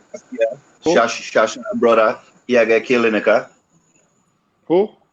Shasha from down in the project, man. Shasha. Yeah. Uh-huh. Yeah, so it was like cousin and brother. So in other words, I wasn't feeling baseball no more. Nah. Not at that time because as soon time heal all wounds, right? So in other words, I get over that hump, and that's when I went back with the Kansas City Royals getting ready to, and then now that's when my cousin Tito I get killed, and that's how I end up in jail when they kill him. Because in other words, I can't take this no more. Not to say it was nothing right, but it's something real. That's exactly how I was feeling. I can't take this, not this one, and then it's I end up in prison over it. So in other words, another opportunity to get started back up, and situation kind of took that away, but of course it's my fault. Any situation is ill decisions, but like I say, who's there to tell you what to do? All you get is your peers and people around you. A lot of people are be around you for what they could get, motivation. They don't, a lot of the time people ain't around you genuine. They are around you for whatever they, so ain't nobody encourage you not to get into trouble. They encourage you to get into trouble, so we could look at all to do it. One of the things that really caught me when I spoke to you, like I said, I never met you before until I talked to you in when we was in St. Croix. You have this thing inside of you. You are willing to take responsibility. You never point the finger and say it's somebody else's fault. Where did you get that from? Who taught you that? Did that grow on you? Because a lot of times when we make mistakes, it's always somebody else's fault, but you never do that. Robbie, before you answer that question, after you answer that question, I think Pan got something he want to ask, and then I got two questions I want to ask somebody. Our viewer has a question, which is a pretty good question. So after Pan, we'll get to that. So good. Now go ahead and answer Tiga's question. Answer Tiga's question. I'm just What I want again because you put me out when you start to think. Ask me that question again. Yeah, basically, when I met you, right, one of the things that really was so captivated about you and your story, the fact that when a lot of people make a lot of grave mistakes, it's always somebody else's fault. But you at straight point was like, look, ain't nobody's fault, it's my fault. You was always willing to point the finger at yourself. Where did you get that? Did it grow on you, or you always had that from day one? I basically always had it from day one because I kind of been like an order. Like in other words, I already know from young right and wrong. You understand? So in other words, when I get into that situation and things like that, even though I know 99% of my problems always came from me defending others because my personality and others rarely came in conflict. In other words, so it's like I always me trying to help out somebody that can't stand up for himself. So in other words, I always put myself in any kind of situation that at the end of the day, no matter if I was defending you or not, I can't say it's your fault because I could have easily walked away. It's just the same way like how you didn't want nothing. But so it was something that was just already instilled in me from small. What I like about your message, when you said your story about going to prison, a lot of people that go to prison, join gang, use the time to come up with plans to retaliate for whatever they went prison for, or to become a better crook, or things of that nature. But you use your time for what I think prison is really for, to rehabilitate.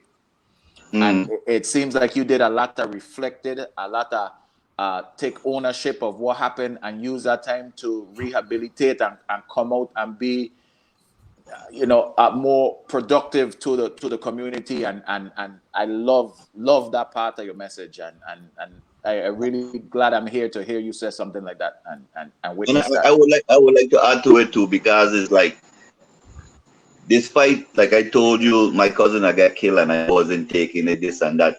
But when I pick up the 5 shot, the police shot me 5 times in the back. Somebody gets shot in the truck and thing like that. Somebody else gets shot in the back of the truck.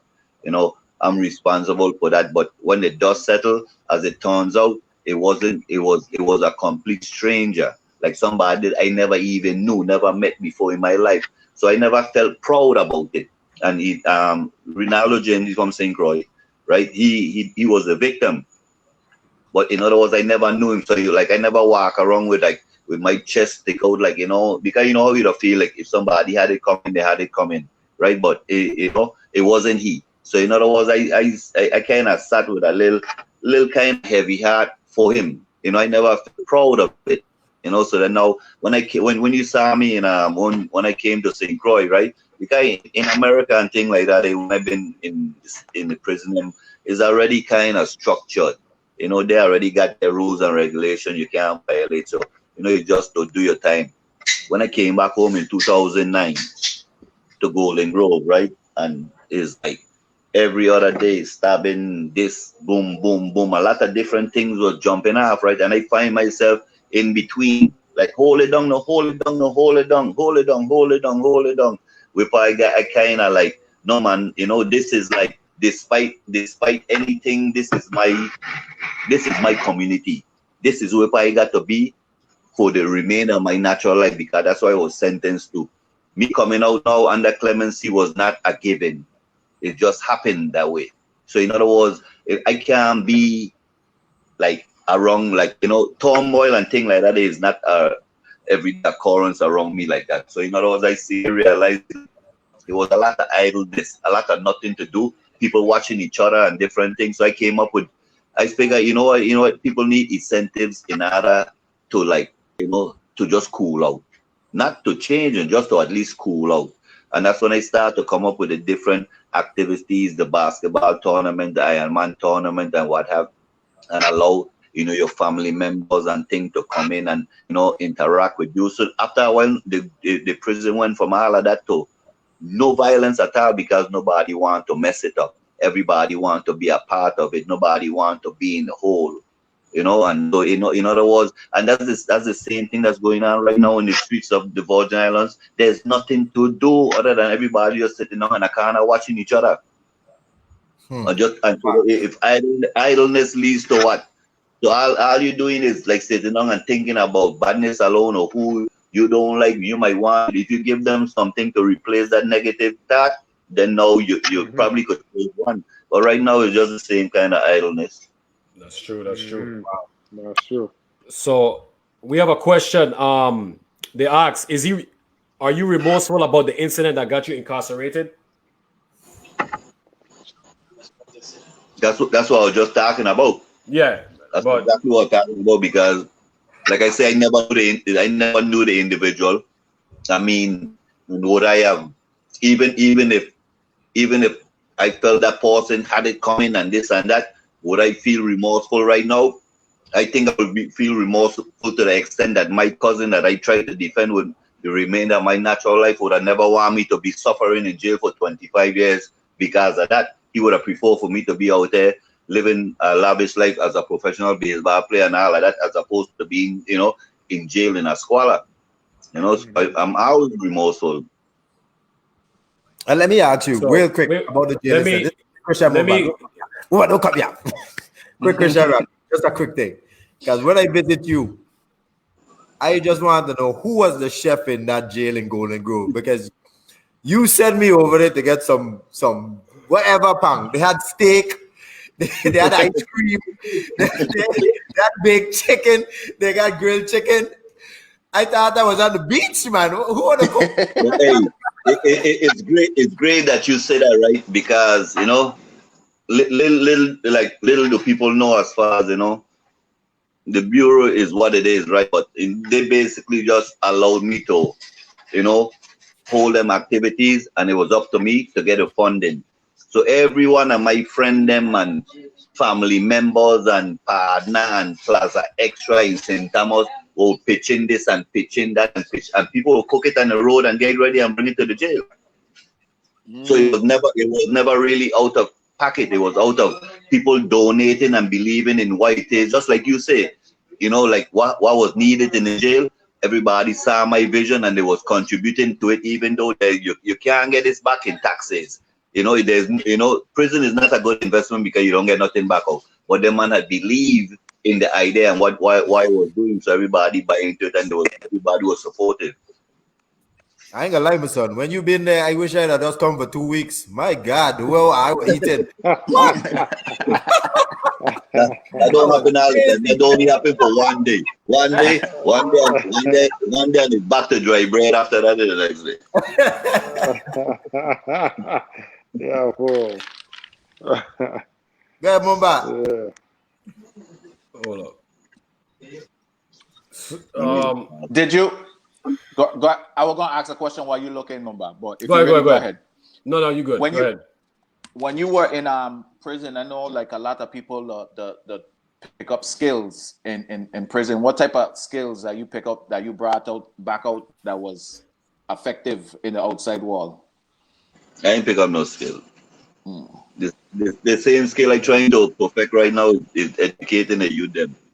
All right. Because everybody figure that they got something that they need to be doing and they good at, and I figure, given everything that I've been through, I mean, there's nothing I can do, as far as everyday regular activities, but what do I want to do as far as a skill?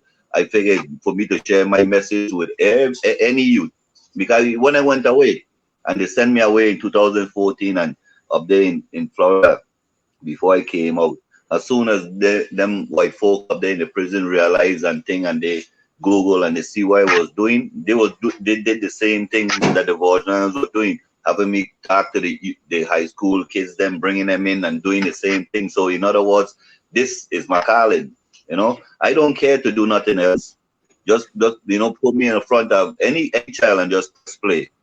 I'll talk to him for hours and hours and hours and share my story, and nobody don't ever leave around me, everybody to be, I could see that they'll be moved, because my message is sincerity. Everything that I've been through is not fabricated. There's nothing that they going through or not that I haven't been through. They experience I haven't been experienced, or and the rest go on. So that's what I want to do.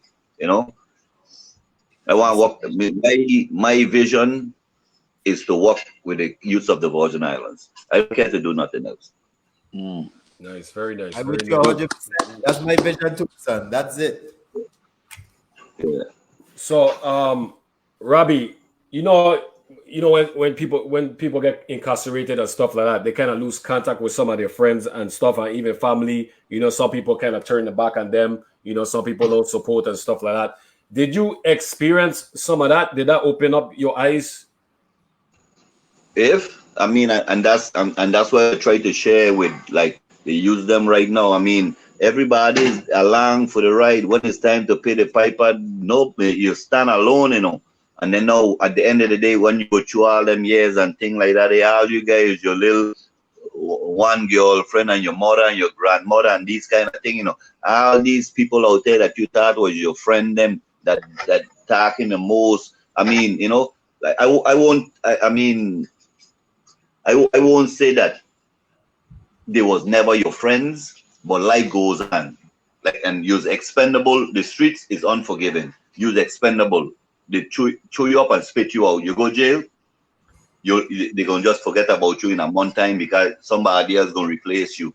So in other words, it's like that same friend that you had was bona fide. He still got to live a regular life out there, whether he got kids and this and that. So his time spent with you gonna be minimal and goes all the way into nothing. And then guess what you're gonna do in prison? You're gonna be mad with him because as hard as you were going out there, you expected everybody to ride with you through your whole bit, and it don't be like that. You know, that's why like you need to like the use them out. They need to know exactly what they're dealing with as far as like your peers and that peer pressure and people expecting you to do this and all of this, friend this and friend that. No, I mean, of course you're gonna have friends there. I had a few of them, that rode with me throughout my bit, but not compared to the thousands of friends that I thought I had out there running the streets. Where it was, them man gone bush, and you just left with just your least expected. Like in other words, for me, like for all of my childhood, hold on, let me point this charger. All of my childhood, this is the thing. All of my childhood, they're going to charging thing. All of my childhood friend them, little league friend them, and thing like that. As soon as I start to go in the streets, right, I replace them with other friends because I got to look for friends in the streets. When I went to prison, all my friends them in the streets turned their back on me, and then now you know who was there for me? All my friends them from Little League and Senior League. That's who was there for me, the real true ones. Yeah. You know? Mm-hmm. That's deep, man. That's deep. It'll be like that. I mean, and like a lot of them dudes in prison right now going through the same struggles. I mean, I heard the stories. I don't hear it when I was in there. They said non-cussing the best of friend that they don't do the most dirts with and this and that, and I can't believe it, this and that and that. And I'll be there to tell them, listen, it happened to me too. It happen to you, and it happen to everybody else after you. Because like I said, streets is unforgiving. The streets don't care about you. The minute you leave the streets, they get five more individuals to replace you. You know? Mm-hmm. And then That's be true. there for what you want. You know what I mean? That Yeah. you're on top of the game when you're on top the day, but as soon things hit rock bottom, you don't know what it is. You know what I mean? And that's Yes, exactly. but your real friends them gonna be there no matter what because they know you Regardless. from you know what I mean from when you had nothing. Yes, Not exactly. just When not for the we quick had ride. nothing. When all we had Exactly. nothing. Exactly. You know what I'm saying? Yeah. And that's just to come with the nature of the beast. That's the nature of the beast, my son. You just Yeah, that's how it is. You you just got just to instill flip the and page. teach these youths by experience. You got to speak to them by sharing experiences with it, not just with telling them right and wrong. Because you're gonna start a song like the mother and the father. In my ear, they are customer hearing that they want to hear something different. They want to hear something real. Yeah, you talk from the heart, you speak from the heart, you get through to them. Yeah. You get through to them, you know what I'm saying? That's the only way they understand. You know what I'm saying? They just don't want to hear it. How many things you have kids out there, you try to talk to your kid, you tell him something, but then you run into somebody else that actually been through it, and then they open the eye, they look at you like, whoa, but I've been telling you this the whole time. No, there you go. You want to hear it from the person that actually been through it? There you go. Now they got a different view, of the whole thing. So, that's what it is, my son. That's how you're gonna get through to these youth, man, these days, you know what I mean? And the only thing, like I said, we can't change the world. We could help one, we good. But the key is, if you could save one or two at a time, that's good. Eventually everybody else will catch on. Yep. Well, this is a basic focusing on the kids now. This is a good way to segue into my next question. Know that you have the knowledge, the experience. Give us some of the. Are you working with any particular programs in St. Thomas, St. Croix, in the Virgin Islands? Anybody that you work in individually? You have any partner?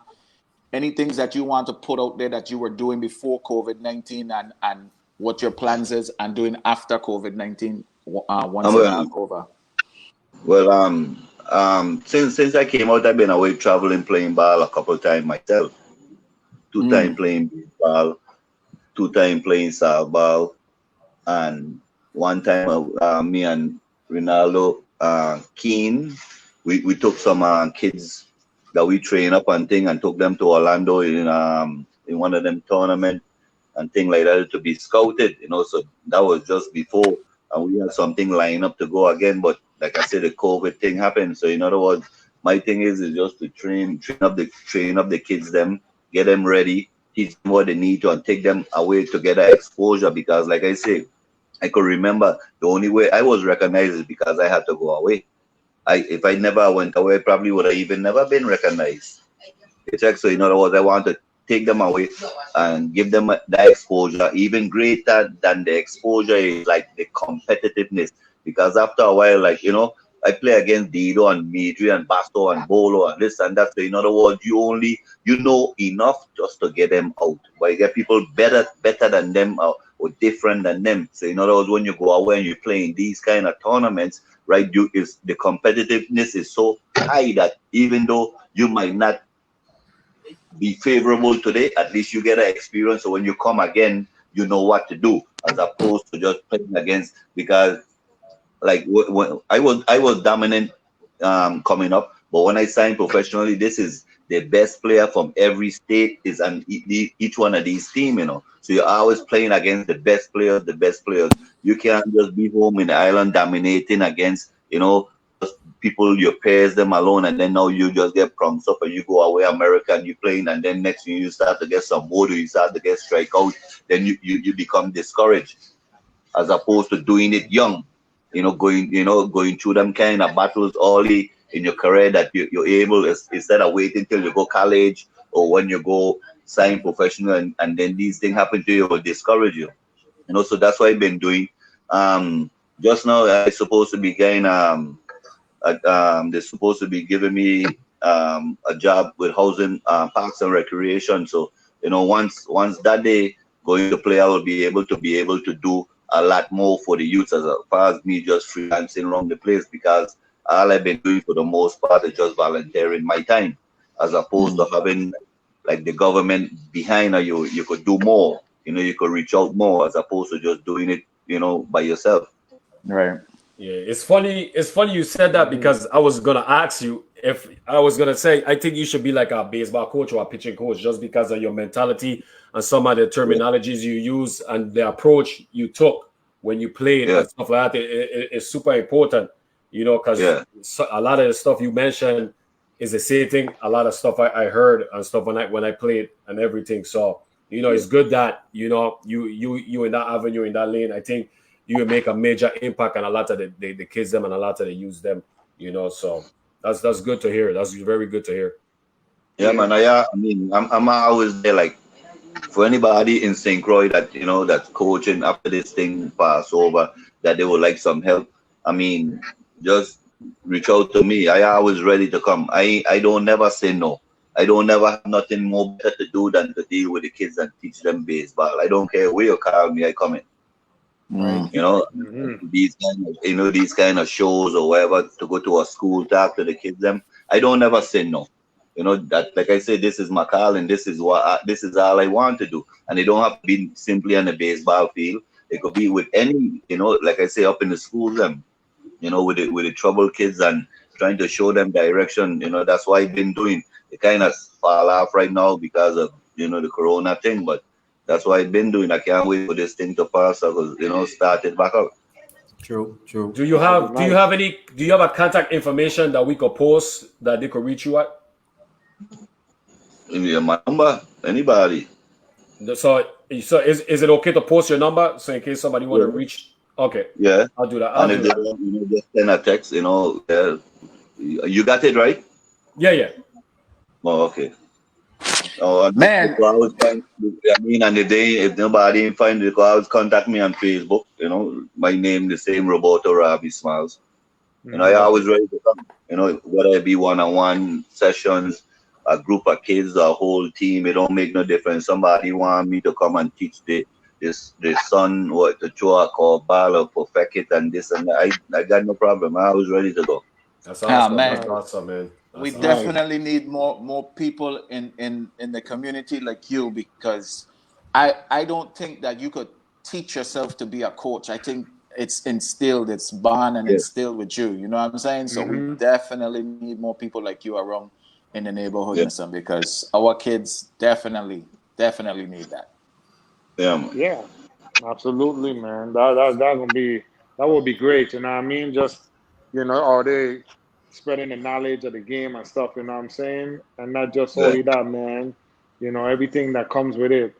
Just that positive, Yes. Life attitude you lesson. have now from life lesson that you have. You know what I mean? That journey you took. You know what I'm saying? From where you were to where you've been to back where you are right now. Ain't too many people in this world could speak on that. So, See, like big ups to that. yeah, like there's like people that only think about well, the only people them that gonna go bad is the one them that mother and father that sell drugs and they live here and they always into this. No, I was the shyest, most quietest little leaguer that you would ever meet. Nobody never saw me with a life sentence in their life because I just never was loud. I wasn't like how you would expect, like you will say like I could see that little child, he gonna end up in jail. No, you wasn't saying that. You were saying I was gonna No. be in the major leagues, but I end up with a natural life sentence. So in other words, them same kids that you out there training to play ball, right? You're teaching them the sport, but you're teaching them life lessons as well. Because when they leave the ball park, they still got to go in their neighborhood and live their regular life. So in other Yep. words, it's like magnet to steel. Which way they gonna go unless they have that guidance. And a Right. lot of the time, it'll be the one them with the most talent. I went in prison and I seen so much stories that this man used to play college basketball. This man used to do this and this will you to end up. You know, Huh. prison is for anybody. Don't think it's just for they use them that you will want to you say that it's bad. No, it's a mentality unless you teach them how to move and how to think by using your experience. So when they come to the crossroad, they ain't gonna go left and they ain't gonna go right. They're gonna just go straight because you don't show them already. You know? Mm-hmm. I always have this Oh shit, thought. the whole phone gone dead. Oh, No. you still on? You No, still we on? can see You you now. still on? You're still on. You're still on. Well, no, maybe he know what he was talking about, man. Because now he gone for sure. Okay, you got to But pull up your phone. one of Yeah, the one of yeah. the one of the things that I always think of, like it take you whether it's bad or good, it take you like almost a lifetime to get to where you want to go, but it only take a few seconds to lose it all, son. Quick. You And remember? that's You the Blink remember of an my eye. architect story? say that again. You remember my architect story? Yeah, The man yeah. that built a million bridges. All he needs to do is suck one dick. He gonna be a cocksucker. You gonna get us banned. Tegan, you gonna get us banned, Tegan. I just tell you the truth. Just one, Mumba. Just Nobody one architect call day. is you one. architect no more. They gonna call you a cocksucker. You guys, You gotta use the Caribbean term for that word. I tell you the truth story from my coach. I just tell you the truth. Say bud. Say bud. Say Okay, bud. Don't yeah. say nothing. No, Don't say nothing. Hey, Mr. Sander, he right though, you know what I mean? Like you were saying, man, it just, you can work hard, and all it takes is one time, one That's slip it. up, and it's all gone. You know what I mean? A blink of an eye. All right. I tell these youth man that me walking, well, being in the juvenile hall that I walk in and it's so crazy Yeah, when I tell them, man, you know what I'm saying? You gotta think before you act. You don't act right. before now, you know what I'm saying? They're young, and I completely understand where they're coming from. Like, yo, you gotta think before you act. And then, I tell a youth man this the other day. I say, don't get twisted. Don't think because hey, Robbie, I was telling that man, my Mm, job that what I do now, I work with juveniles, you know what I mean? And I tell mm, these man the other day, I said, don't let the badge fool you. I from an island, and why I grew up in that island. Where I from? I say it's one of Yeah. the roughest places you could ever be. I said so. Don't let the bats fool you. What you did, what you doing, I already did that.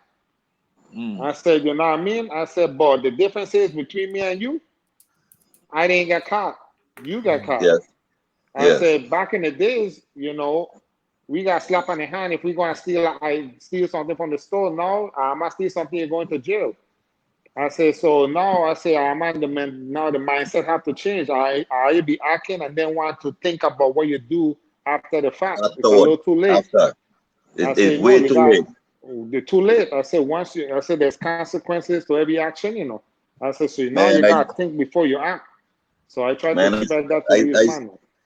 I sat down in prison and like over the years and see so much that they will call the bad man them with all of these thing under the belt, like 2, 3 bodies, 4 this and that, and they come jail and Mm-hmm. bawling and begging and Balling. this and that. Because in other words, it's like once you come to prison, right? Me care what you do or how you do it. Welcome to the big leagues. Everybody done did that. Is what else do Mm-hmm. you have to offer once you Mm-hmm. get here? And 9 Mm-hmm. times out of 10, all the man got to show or offer is what they did in the past. They don't have nothing to do right now, and all of them to be in jail balling. The majority of them to be in jail balling, balling, Mm-hmm. balling, hating and everything and everybody that was a part of the past. But then at the end of the day, you did it to yourself. Mm-hmm. You did it to yourself. Like we were saying as far as with them, like with the juveniles and things like that, they don't know no better neither. Them is just like little kids that's trying to perpetrate a fraud until they get themselves in a real situation, and then some tougher than some tougher than others, but the majority of them you're not that tough. And like in other words, I don't see why like a person like if you know what you're supposed to know as far as like with prison, you wouldn't want to be in there. This is the most Mm-hmm. stupidest existence in the world. It's Wow. not about being hard and tough and this and that. It's about being stuck in one place for all them years. Mm-hmm. And Who somebody would telling you really when to go want to to live sleep, like when to that? eat. Absolutely. And I said, Who? and I mean, That's it's true. That's funny you're true. saying that, but it's true because you got somebody telling you when to wake up, when to go to bed, when to eat, when to shower, when you know what I mean? And yeah. and and it's like where you want to live like that is. I said, where you want to live like that, someone telling you what to do in your life. I said, man, I tell these youth man these days, I say, look, are you young? I have plenty of time to change. But if I don't want to see the big picture and I think that, going to county or going to state is where it's supposed to be, well, guess what? When you go to them places, you are just another number. Ain't nobody gonna be catering to you. You on your own now. And then you're gonna be calling for mom and dad. I said, we try to give you That's a exactly way what out. happened. This I didn't know. I didn't know no better. I was just game because you don't Mm-hmm. know. You You just don't know. like you just game. But So you know the knowing what pack you of know wolves. now, if you had know it then I wouldn't have ever been in that situation. Nope. And it's Nope. not about like going to prison without nobody doing you nothing. A lot of the time they try to frighten, they use them with as far as, hey, you go to jail, somebody gonna rape you and somebody gonna do that. Then them things don't happen. That's only on the TV like that. Mm-hmm. It's just about this stupid existence. Mm-hmm. It's just Yeah. being there, just like like you say, having somebody to govern your life and look down at you and all the form of racism that we're going through right now. You're seeing right now, and in the police and the streets, the officers them is just like that in the prison for the most part. Mm-hmm. So you don't have no say so. If you're No right, you say. still wrong. That's And correct. you still got to shut it up. And if you tag back, you're going to the hole, you're going to this, even though if you're right. Who would want to live like that? And you go to the hole and you Mm-hmm. go to the hole and you living like it's like living in a warehouse with cells in it. Mm-hmm. So And let you're me in there let for me 23 hours a day. You just in there 23 hours a day. let me jump in there, Robbie, and give you a little bit of my little experience because I coach kids just like you guys are coaches. Um, Hmm. I coach basketball, and I realize in the educational system, a lot of our young man them is really not even graduating with a diploma. They're not even finishing high school.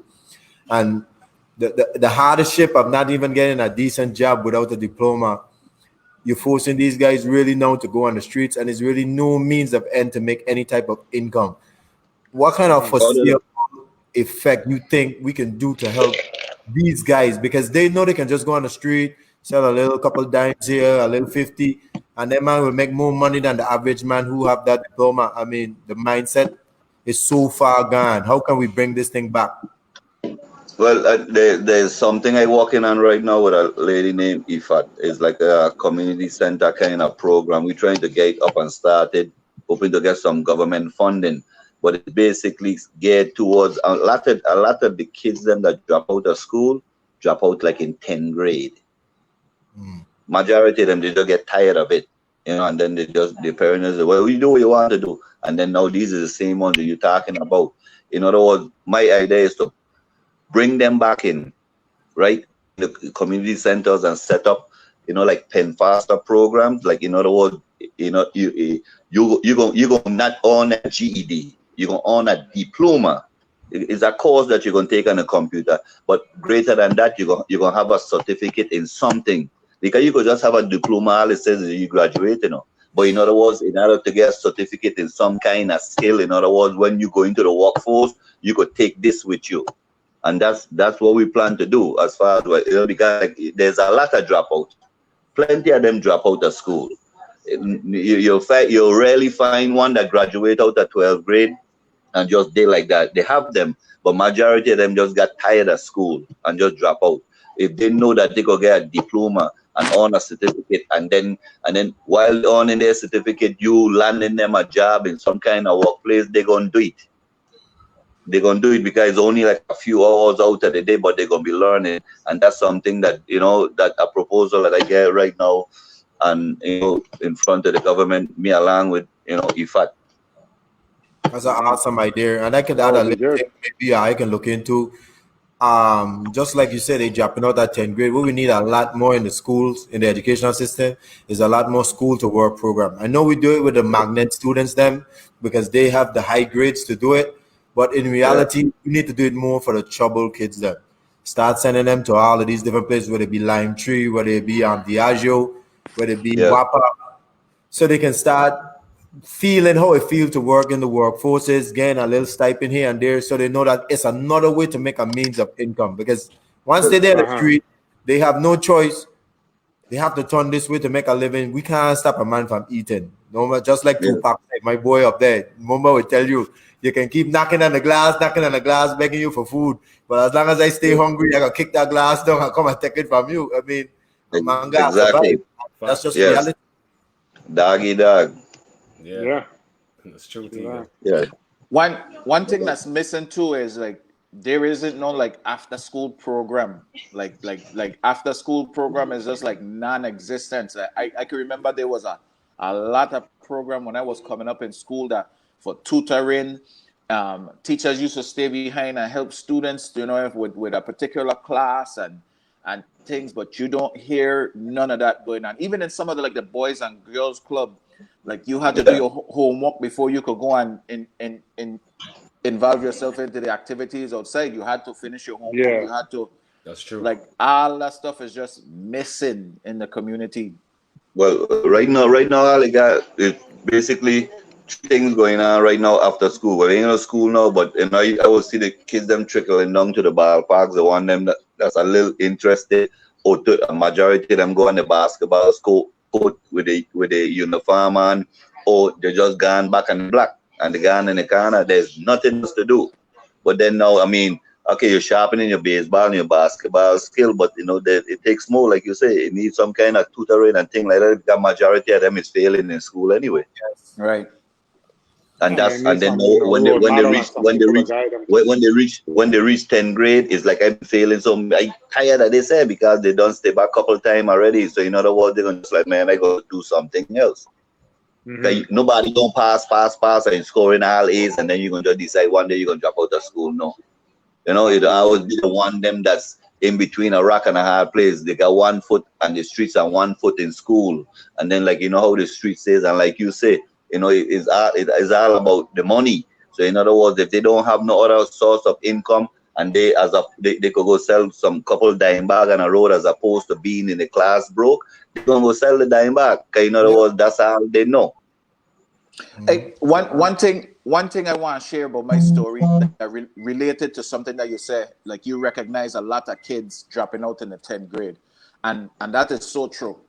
Like every week I share something about my story because I wasn't like in the class like I needed to be. And basketball really saved my life as far as getting a diploma and walking towards getting my degree. Because when I reached to 10th grade, coming out of junior high, I went from skipping like 1 or 2 class. But when I get to 10th grade, I didn't go 0 class, like 0 class, like none. I know.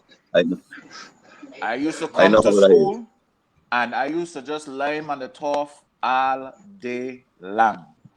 And that was going to be the last year of school for me. Honestly, Yeah. it was really setting up to be the last year of school for me.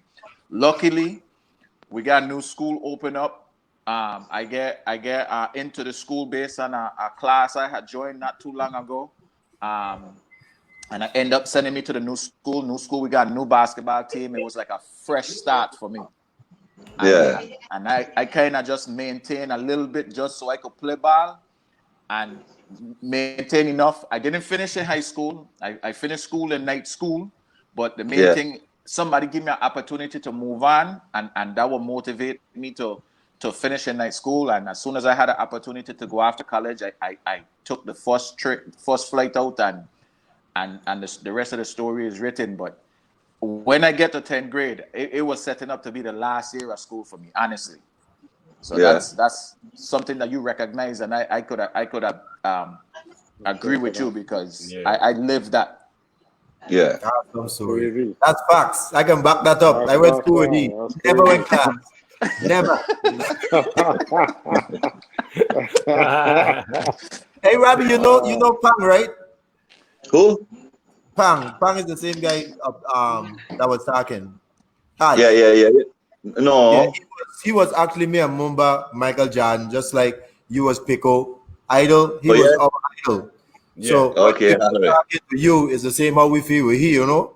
Okay. All right. That's true. I have a story about he because he have a lot of jokey story about me, but I got serious stories about he. I'll tell you what. A day I gave a speech on the Fountain Valley. I was doing a little march against gun violence and stuff like that, and he saw it, and he called me. A lot of people called me, just like Pico was saying, and say, "Hey, I'm really proud of what you're doing for the island, man. You're really going hard for the youth." But Pang called me, and when Pang told me that, I felt so warm in my heart, like, damn, somebody I really look up to, really appreciate what you're doing, but and I tell you thanks. You remember that, Pang? I remember. It's different when you look up to somebody and they come back and say, dude, I really appreciate what you're doing. I'm proud of you. Keep doing it. Than any random person. So, Pico, man, I felt your story because I remember that dude up there with whatever shirt you wearing, some great just tell me that. Just do it. Go to class. Definitely go to class. Because when I get to college, it was different. And when I get to college, I want to play basketball. So I know I had to maintain in class to play college because I know it ain't gonna be like high school, junior high.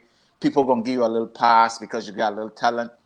Like you said, when you get to the major league, they got 10 people waiting in line to replace you. So easy. You had to be on point. Ain't no slouching, and so you gotta be on point when you in school, in college, and because they got a man red shirt waiting to take your spot. Yeah, that's hungry too. Yes. Yes. Hungry. Yeah. Excuse me a second, guys. Like I tell Pico, I mean, by with him making it and thing like that, it's like you don't make it to the majors because you know somebody. It comes from your skill and your determination and your hunger. That's how you don't make it. That's right. You know? That's true. You know, that focus and your grind and it's a struggle.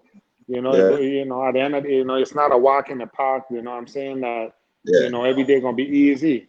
You know what I'm saying? Like I was telling a youth man, earlier today. You know what I'm saying? He came back from my showcase, and I asked him, "How you feeling?" He said, "Sore." I said, "Okay." I said, "All right, we hitting in the morning. We're gonna go hitting. We're gonna walk out in the morning." So he got home at 2 o'clock in the morning. This morning he had to be up at 6 o'clock. Yeah. I show up. I already know that he was gonna be tired. I know that. Yeah. But I wanted to see what type of player I was dealing with.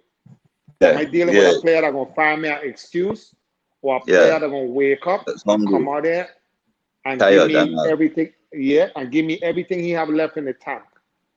yes. And he woke up and he had another partner with him. And I tell the kid, I say, look, go tell the dude that we're gonna start hitting right now. If you want to come. His partner turned to him. I said, no, I tired and I sore.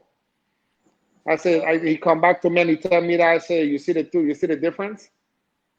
I said, now I want to tell you something. If that dude come down right now and tell me he ready to hit, I'm gonna send him back to his bed. I'm gonna send him back to his bed because that was the answer he gave me first was the wrong answer. Yeah. You know what I'm saying? All he have to do is come down now. I tell him, by you coming down here, show me how serious you is and where you trying to get to. Now we're gonna start hitting, and when you tired, all you gotta say, coach, I running out of gas.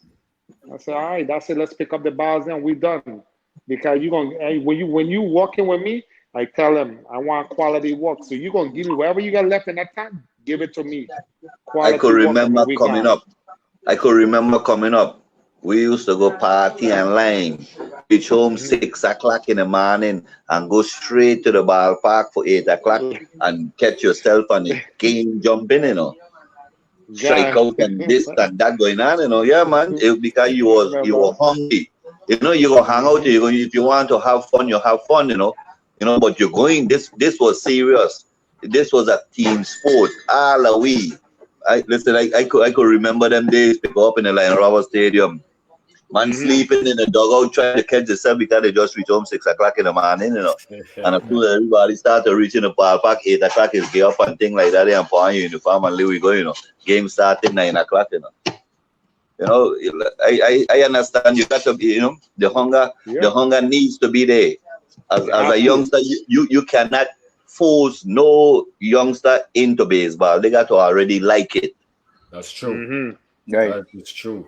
Very You true. know, Absolutely.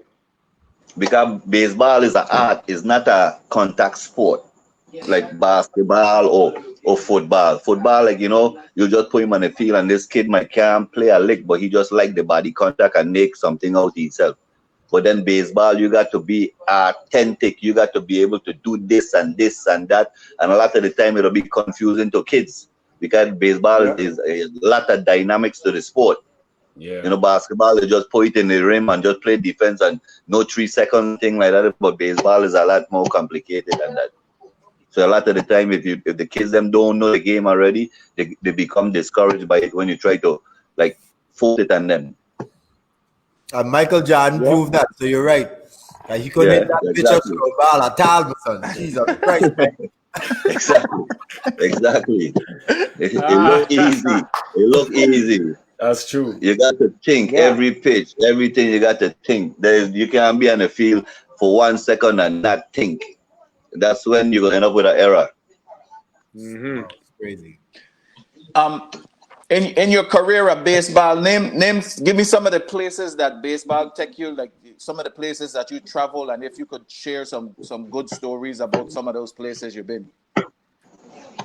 Of course, going through the minors and things like that, you've been through all the different states and states and things like that. I've been from New York to the West Coast to Midwest to the South and things like that. And it was like for me, it was kind of being able to meet different characters too.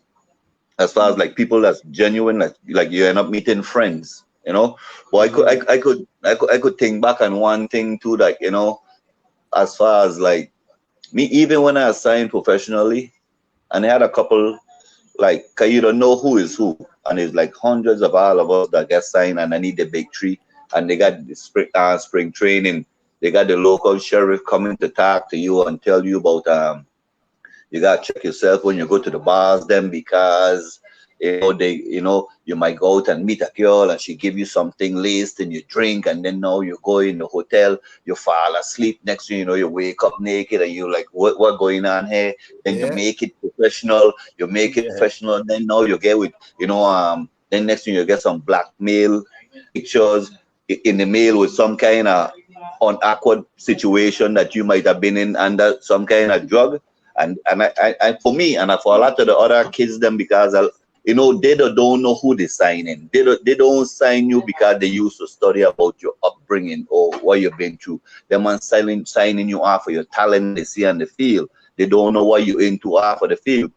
And for a lot of us, when we hear that kind of story, it ain't gonna happen to me, man. What the hell I gonna go get dragged up and this and that? Next thing you know, they're taking pictures and this and that ain't gonna happen to me. So in other words, that never worked. But for a lot of us that signed professionally, all of us came out of some kind of streets, but we were just good at the sport. Whether it had a lot of softer boys and different dudes all kind of tattoo and nose this and that, but they was into whatever they were into, but they was just good at baseball as well. But they was no better off than the rest of us.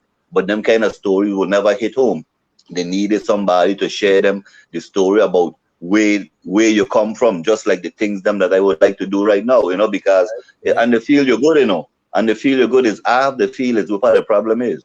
Right. Yes, absolutely. When you leave a stadium, that window before a window 10 o'clock to, what I'm saying, 2 o'clock in the afternoon before you got a report is what you're doing before. It's a nightlife. And then a lot of the time you're gonna be doing whatever it is your customer doing wherever you leave from. If you leave from Virginia to Virginia, New York, and come to Arizona, and then you're in Phoenix or Mesa, Arizona in spring training, when I have the feeling it's time to get your nightlife, where you think you're gonna go wrong the same kind of things that you accustomed to doing.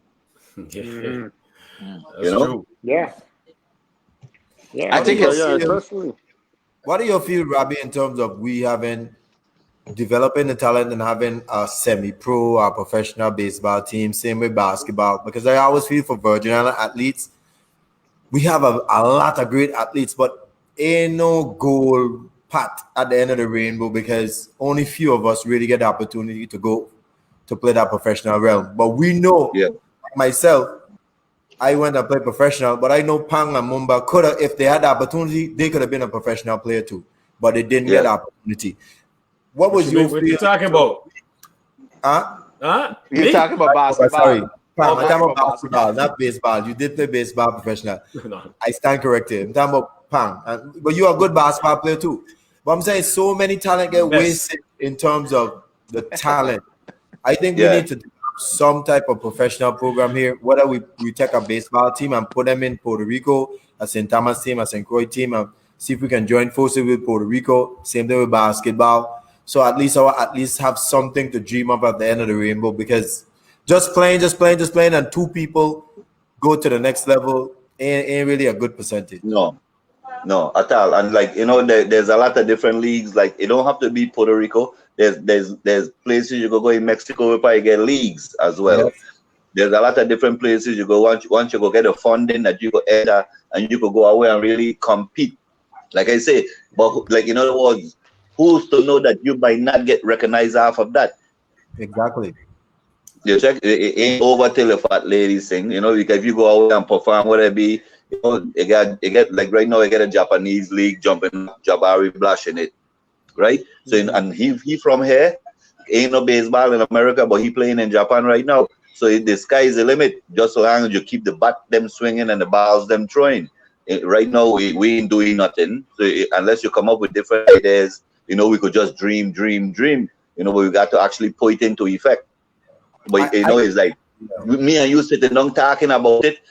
It is not enough to make it happen. Who could make it happen? The people them that listening. That's right. I always feel our heads up never truly understood the type of quality, talented players we have in the Virgin Islands. And that is the big disconnect, I feel. Because when you're talking about Duncan, one of the greatest players, not at St. Croix, ever in the world, yourself, showing 5 consecutive no-hitter being at Sports Illustrated. That ain't nothing to walk over, no. I'm telling you right now. Yeah. Not at Sports all. Illustrated, look, you know how much people want to be on that cover? And that is you. You know what I'm Yeah. saying? Mm-hmm. We talk about Yeah. we have a baseball player, Roger Bell. We could Yeah. go on and on and on. I never felt And truly understood the type of talented players we have in our sport. And when you don't know what you have, obviously somebody, like you say, them major league players used to just come down and just clock you and go on about their business because they think they find a diamond in the rough. But they had so Yeah. many like Pico and our boy Rashan that they Yes. missed. You know, Yes. the talent is here. But if you Is don't know it? what you have, you'll never be able to use. You can just go to waste. Believe that. And a lot of it went to waste, you know, a lot of it. Believe that, you know, not at their own fault, but just never having the opportunity, you know, never getting the exposure. They just been just bad, just locally good players, you know, and they just never get an opportunity to excel because, you know, like I say, there ain't gonna heap of scouts around here unless somebody bring them here and some kind of little showcase or something like that, you know. Other than that, ain't going, you know, once in a while they'll bring them here, but they ain't coming consistent. They'll come and see you like one time and do a little thing and then they go about the business because there's nothing, no one player that they could come out here and try out and no one player could show them that would make them want to sign this player one time that they haven't seen already. They need to see it in repetitive fashion, like in other words, in game time, like, you know, in actual real life, and they following this player and they seeing him, whether it be good, bad, or indifferent, and they testing him out, not somebody just batting practice and infield practice and outfield practice. They need real game action. Real They game. don't come around for games. They don't come around and do clinic. Anybody could perform in a clinic. I could Exactly. lose my hose in a clinic because I know I only gotta do this about 5-6 times, you know. But other than that, in a game, in a real life game, is different, you know. Facts. That's true. That's true. Yeah, and to be honest, you know what I mean, with all that talent home to be seen, you have to leave the island. You Yeah, have to leave. believe I mean, that you you have have to to. I leave. mean, you I will have to never leave. We have encourage no other nobody to choice. stay. I will You know never what I'm saying? encourage nobody or no parent to have the child stay on the island No, right now. you Send know, them away. leave. You have to leave. Send them away. Send them away. Send them to somebody that you trust, that's gonna guide them and push them and be on top of them just as much as you're on top of them back home. You know what I'm saying? Yeah, Because you know it's easy to come up to the States too and then get caught up in the wrong mess. You yeah, know? because you're wrong the wrong. You get sent up wrong the wrong person. Yeah, exactly. You know what I mean? Yeah, So it's like, you know, when you setting them up, you want to set them up for them to succeed and be yeah, not to successful. You know what I play. mean? Put them in not just to send them, oh, I'm gonna send them by so Joe Blow or this and that. No, do your research. Do your Yeah, researches and say, look, I'm gonna send you because when I left with my aunt. And when I left home for my senior year, 12th grade, like I say, you know what I'm saying? My aunt knew what my mission was. And mm-hmm. there is no way that she was gonna let me be out there on the streets or go run in the street at Tampa when I got there. It was school, baseball, home. Yeah, School, baseball, home, and that was it. You know what I mean? So it's not just sending them away, sending them to the right places that you know that whoever you sending them with, they're in good care and they're gonna be responsible for them and watch them all the way till the end and not just say, hey, all right, you on your own yeah, now. Because that's the easiest way for them to go back. yes. Wait, gone again? Yeah. You know, You did. You run got to into hear what you bad, can run into say. the bad influence. So, you know what I'm saying? Yeah. So, yeah, man, that's the biggest thing. But I mean, we got to do something, you know. I mean, this, you know, this sit down here is, you know, refreshing and great and thing like that. But, you know, like what I want to be able to like piggyback off of this and make a difference, make it happen, you know, because it's quite obvious that I ain't gonna put together this because I don't care. You care. So in other words, and you know, out the information out there, you know, and this is how you get the message out, you know. We whatever support we might need from whoever, we just got to team up and we see if we could make something happen. Right. Around here, what I be, and like it don't never have to be about baseball or no specific thing. It's about the youth them and wherever they into. Man, You this know, whole hey, message that us love. Awesome. I got. Let me.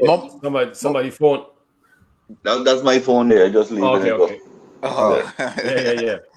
You know, yeah. Since we started this platform and stuff, we got a lot of good feedback and stuff, and all the guests we have had on so far, they are interested in doing something back home. So that's something we definitely gonna be working on. That's something we serious about.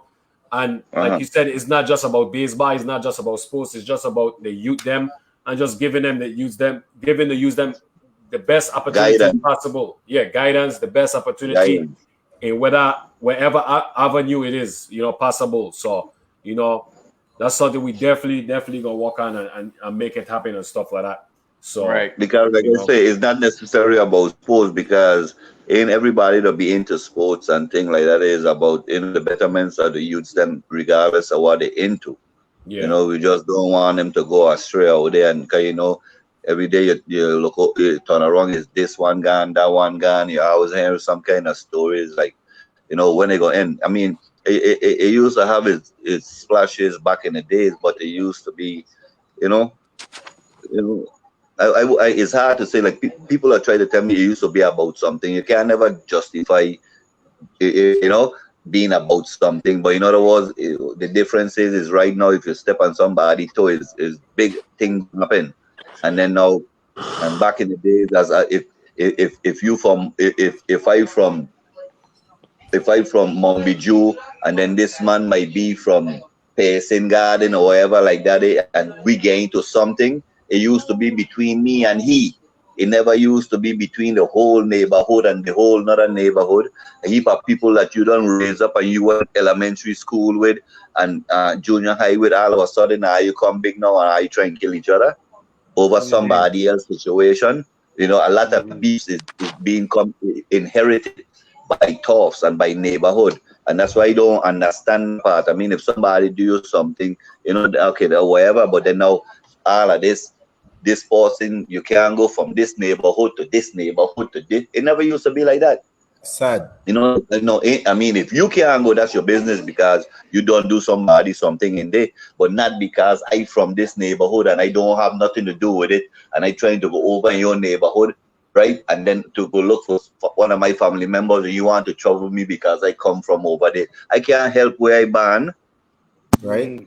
It's crazy. Unless I get something to do with it, you gotta leave me alone. But it's different now. The whole thing changes. But it comes with idleness, with nothing else to do in the island for the children. All they do is stuck on badness. All their mind is fixated on is listen to the rap music them and the gangster music them and think about badness. And then when badness come in front of them, they gonna react what they heard. They don't hear nothing else other than rap music and thing and different kind of gangster music, whether it be reggae or not. They don't hear nobody coming and preaching education experience to them. That's facts. Hey, Robbie, and they pays them out there in the corner with them, ain't gonna tag them down and tell them to go home because you want company out here in the corner. Hey, Robbie, what And you that's say? why I say too, and those amazing, same right? ones them that don't tag them out of it is the ones them that they say they're your friends, but soon something happened to you, they're the same ones that disappear in your ass quick. That's They exactly don't what know I'm talking you. about. That's exactly what They we're don't talking know you. about earlier. That's what They we're don't know talking you. about earlier. Yeah. They don't know you. You know what I mean? All of a sudden they gone. They're gone. They gone in the wind, like but Yeah. you learn who your real friends are, you know what I mean? And But no youth man or nobody could tell me, well, I know my friend ain't gonna do that. You don't know that No. until you get in that situation. You believe he wouldn't. You don't know that unless he's your mother, your father, your grandmother, even your brother. Them got their life to live when you go jail. True. yeah. They got their own life and their own situations to be going through. They ain't got no time to be babysitting and listen you know, every time you call and you want no. And like I say, prison is not a good investment. You don't get no return on it. After a while, people get tired of sending you money because they ain't gonna get no money back. Let You me know, ask it's you so one funny because like the crazy youth man question. them I talk to and I walk and I I walk with and stuff like that. I tell them man the same thing too. I say I out here gang banging and this and this and this and that, my whole this and that, and my big homies, my big homies and this. I talk to them, I say, I want you to call your mother right now. When you call, you got 10-minute phone call. I say, you got 10-minute phone call. Call your mother right now and ask her if your big homie, ask her if she need any groceries Yeah. or how you Oh, doing. Let me know. Let me yeah. know. You come back to me with But the then no, answer. and the greatest cry is that I realized in jail, like it would have neighborhood wars and people died and things like that. So then the two factions come to prison together and it's like there's a standoff and it's like me mugging and because you ain't gonna just come jail and do nothing because it's a order in here. That man been in here for 20 something years. You ain't gonna just come and cause disruption or make an uncomfortable situation even more uncomfortable by having the place locked down. So you're forced to stand up in the corner and watch the enemy. You watch him. You start to coexist. You get put on the plane in America, you end up in Florida together, and you cooling and things like that. The next I start to conversate and I become friends. Both you sit down there and start to talk about are you friend them that wasn't there or are you? But do you know what none of them to do and pick up on the phone and tell their friend them that me and these man is friend now, because Friends, it's two neighborhood become friends in jail, Exactly. Two neighborhood, but when they pick up the phone and they hearing all the war stories, they just ride it with it. Oh yeah, but they ain't telling them that me and this man from over here is friend now. Yeah. Absolutely. In other words, it don't make no That's sense what we because both listen, when you come to jail, the beef does stop. So in other words, stop. when you're out there risking your life or want to take life over a beef, So you think it crazy. will happen, it lasts forever. Even when you go jail until you dead, this is how it's gonna be. And they don't at the minute you go jail, the beef stops. So what's the sense in the first place if it's gonna stop at some time? Why not stop it now then before you go to prison? Before you go. Before you even go through Before all you of that go. all of that bullshit. Why not stop it now? Let me jump in with a quick question. It's so funny you said that because I see it every day. I see it every day when I go work and I I see you. think about it. I say, my son, are youth man there? I'm a stupid. Yeah. Yeah, I can't put it no other way. I say, I'm not stupid. I say, I Yeah. might talking about this and that, but then I might eating at the same table. I talking, I doing this and this and that. I said, but man, when I got on the phone with your buddy, them, that's exactly what you said. And I over there, Yeah. yeah. And then all of a They sudden you hang up the promoting phone and they you promoting they promoting the wow there. They promoting the wow there on the phone, but then they ain't telling the friend them out there you who ain't telling warring the real that me truth. and these man is partner in here. Yeah, that's true. That's true. We, Tegan, go ahead, it's so Tegan. crazy. Go ahead, Tegan. Oh, sorry. Go Okay. ahead. No, let me get back. All right. So, one of the things that I noticed where I think the older generation, all the way, 40s, except Mumba. How old you be, Mumba? 39, 40 this Okay. year, We December. almost there. That's Yeah, 40. that's 40. Yeah, Yeah. you're right there. But I noticed that the generation language is changing. I don't know if I noticed that. These men speaking a totally different language. I swear we have gotten so dumbed down. How these men that talk now, the older generation can't understand some of these men. They talk like You talk about this. they speak I in like everything they hear rap. slang. They speak in slang, right? I know what you're saying because I listening to them, and they're using certain words, right? Something like up, like use the app and this is like to me that's retarded talking.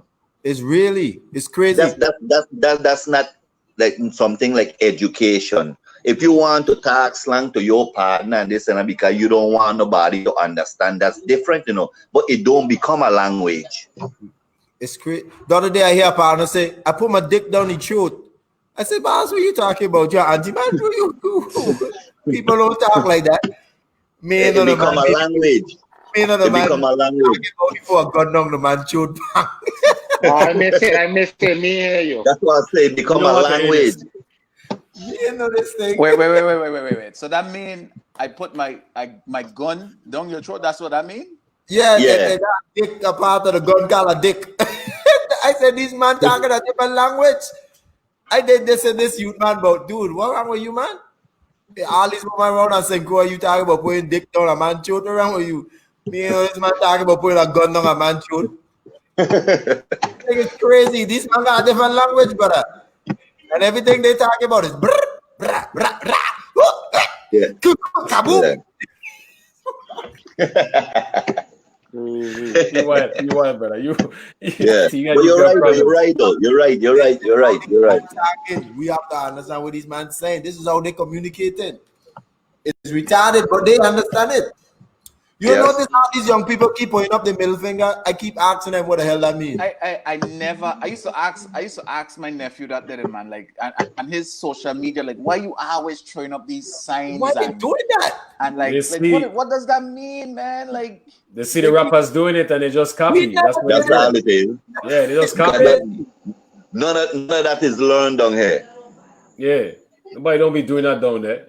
They No, just copy. They just copy what going on in Babylon, and they just do it down there. They just they don't want to have their own lane. They just want to copy. We gotta Yeah. listen to them and No we gotta leaders. follow their language because that's how that man transitioning. And just like Robbie said, hey, they need people who they can listen to, but we also gotta listen to them because hey, these men are training their own self to develop their own thing. They're doing their own thing and they think they're unstoppable. And if we Until, don't pay attention to them, we're gonna lose them the same way. yes. until. That's true. You know? I mean, like, I don't like they're thinking, like, I mean, dying, or, is like, okay, well, dying and going to prison for a life sentence. I don't see the difference because my thing is, right, if you go to prison and you do time, you become a burden unless you don't have it made in the shade. Like, in other words, you unload it and things like that. It is a benefit for somebody to be able to go into your bank account and send you money because they could get stipend out of it. Other than that, it don't work like that.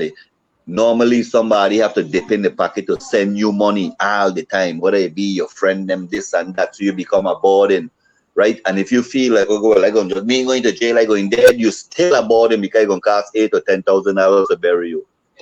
So, in other words, whether I live or die, you will be a burden if you don't change your ways. Yeah, That's true. absolutely. That is so true. Absolutely. Yeah, it's the truth, man. If it's choices. And, I think ain't nobody going to celebrate no burden if they got to bury you. I mean, you're going to have to put together, pitch together this and that and that. Ain't going to be no big funeral like you get into an accident. You've been haunted all your life. You don't cost me so much money, this and that. You don't listen, and now I got to bury you. You looking to get this skunk. You ain't trying to spread out, but regardless, you still got to pay to bury him. So it ain't gonna be like a good burial. You're gonna be drowning in sorrows because you wish he had listened, and he's still causing you money now that you don't have as a grandmother or as a mother. Because that's who gonna bury you, not your friend. Them, your friend don't pitch in a fucking. Here we go. They don't pitch in nothing for you like that. Eh? We're allowed to spit 10 of them. We're allowed to spit 10 of them. Spit it. You just get half a one. Half a one. I like that. So Robbie, like, this is like spoken words on a street level. Like, give me some people that you might want to sit down in your living room and listen to us interview and talk to and hear and share the story. Give me some names that you want to see come on with us. Say that again. One more time. You're breaking up. So just like how Pico did for you, when we asked him like who he would like to see get interviewed, your name was the first name come out of his mouth. Like who? No. Who? Okay. Well, okay, I catch you. I would like the story that's like quite somewhat similar to mine own. I would like I to interview Jabari Brown. And I get Jabari Brown this. I'm calling him. He won't answer my call. Jabari,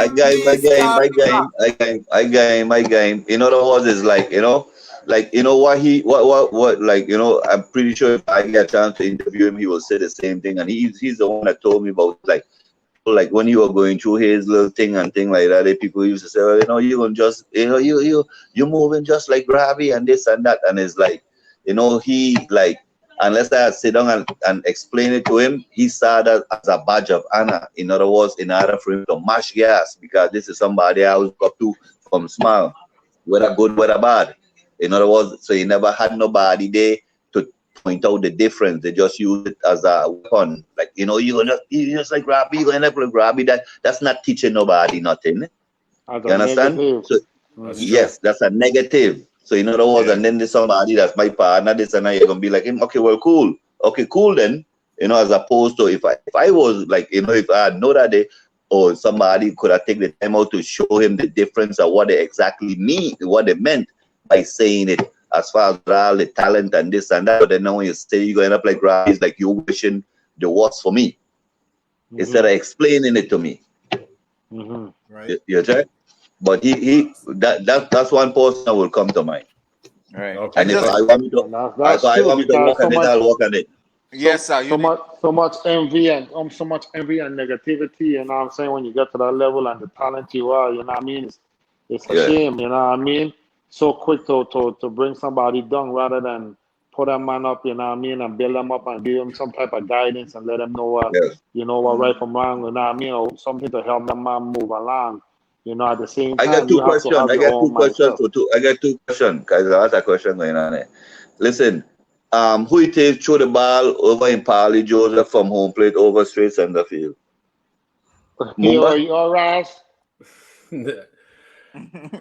Not me. I think it was Maki, I want to say. I know Maki. Okay. Maki Rajas. Neg.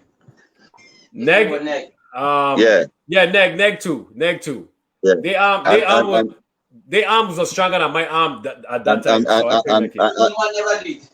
No. I know who right who next on the basketball court? And win. Tegan. Tegan. Tegan don't even who that be talking? That person knows some stuff. He knows some stuff. Tegan don't even say no, he like that. There's somebody from St. Thomas and St. Croix, you know, that's kind of, you know, a partner. The same one I tell you went away with the kids them to play ball, or to take the kids them to play ball, man. So he from over there too. Good. So you know a little St. Croix history. So he tell me to pose them kind of question. But that's to show you from home plate clean over center field. Yeah. They had arm. So Neg was a baseball player too? Yeah, he was a very good baseball player. Very good. Know that. Yeah, Neg. All I know Neg is the person could jump out the gym. Yeah, good baseball player, very good. Yeah, right fielder, could hit. Powerful arm. Man. Yeah. I just get Jabari Brown number this Sunday, so I gonna give you a Tiga. You've been trained, you ain't get through. I gonna give you a call this weekend. See if he answer. But yeah, I probably see him tomorrow. I'll you know deal with him. I don't see him all the time, man. So I'll just get out, you know. Yeah, man. Just tell me how your interview was, and you know how it feel like home when you come out with us, and it's like easy, man. Yeah, shoot the breeze. You know, interrogation is free flowing. You know, sometimes people will be skeptical about because you know, like you might want to dig too deep and this and that. We just say freestyling and just going with the flow. None of it was scripted or planned. Yeah. You know, so exactly. It's really easy. You know? Yeah. And we don't really have a time limit. Yeah, I check it out. Yeah, no, we just want, you know, every guest we just wanted to tell their story. You know, we wanted to tell their story, give their information so people, you know, how to use them and just people could hear the story and stuff like that, you know, because the thing is that our history dying, you know, with sports and stuff like that, athletics. Like people don't know about a lot of the names and stuff like that. Even myself, even Pam Tegan, you know, we learn a lot about a lot of athletes and stuff like that when you guys come on and you guys start mentioning names and how good they was and stuff like that we never hear about. So it's good. it's good that we could get that information out to everybody and stuff like that, man. You know, it's important. It's important to keep that VI history going. So It's it don't matter. It doesn't matter. It don't matter from if you get to that professional level or what. You just get to the college level, the grind and the grind and the struggle that you have to go through. It's the same thing. It's the same thing. You know what I'm saying? When you go to college, you have to balance everything: school, practice, game. You know what I'm saying? You go to the minor league. You're doing the same thing, and you got to produce to stay there. Yes. So one thing about the platform the is like the different people that we interview, they're gonna have 1 kid, 2 kid, 3 kid. Once they're gonna got somebody out there that gonna relate to that person's story.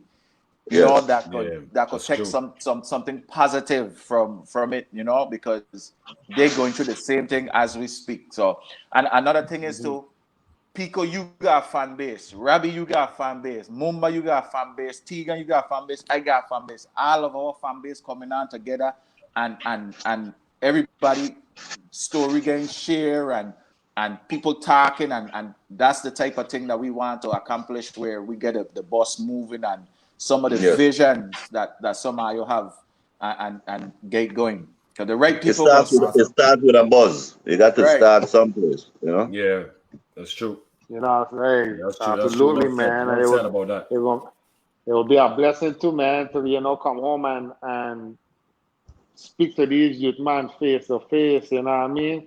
Let them see. You know what I'm saying? That we do have people that can come out from an island that's only 30 square miles and make it to the top.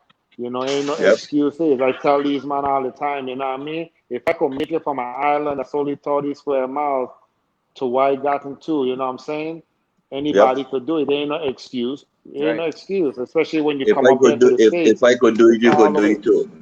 Exactly. If you could do it, full circle. You know what I mean? Ain't no excuse for none of these youth man to come give us. They ain't, we ain't want to hear it. We ain't want to hear it. That's a choice you have to make yourself. You know what I mean? If you really want it, you could go get it.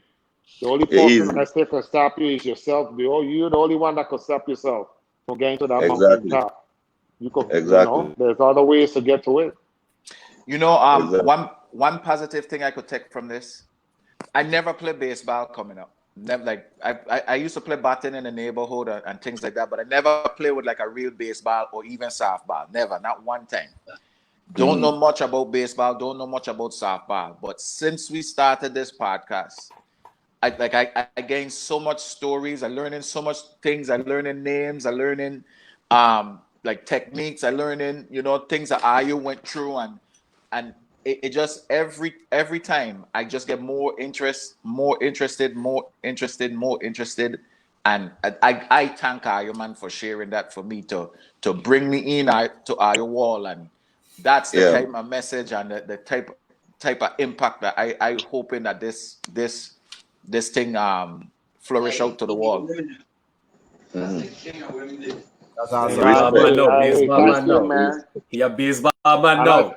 No, I can't. One thing I could say about all sports, basketball, baseball, football that's going on. One thing I could say about we Island boys, them, the son, is that we have a passion, man, and we have a fire.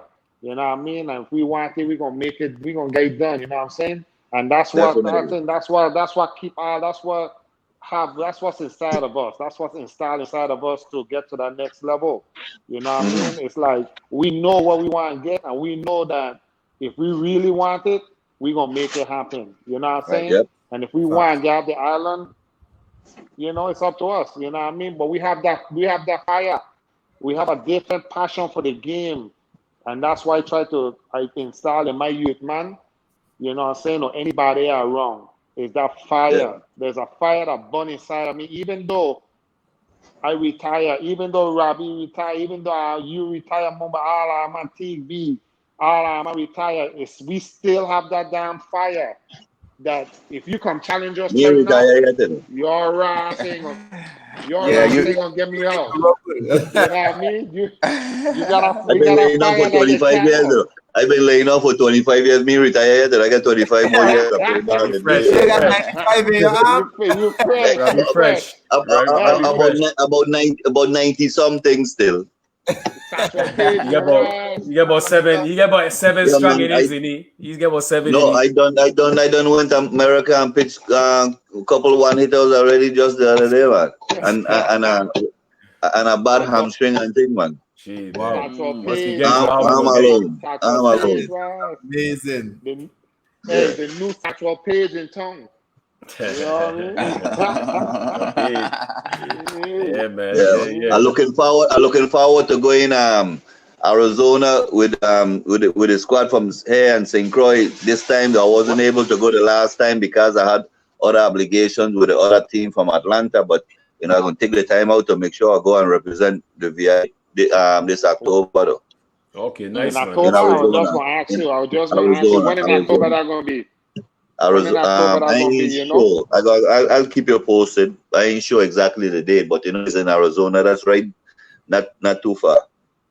Nah, That's good, because man. you know are you going out there with my cousin Bukim and them Yeah, boys? yeah. All of Okay, them on okay. there. Yeah, Yeah, Bukim them they always go there. Yeah. yeah. Okay. Bookie, Jerry, So Jerry Lloyd, and the this whole Yeah, crew. William, yeah. Yep. Man, Karen, this is so, yeah.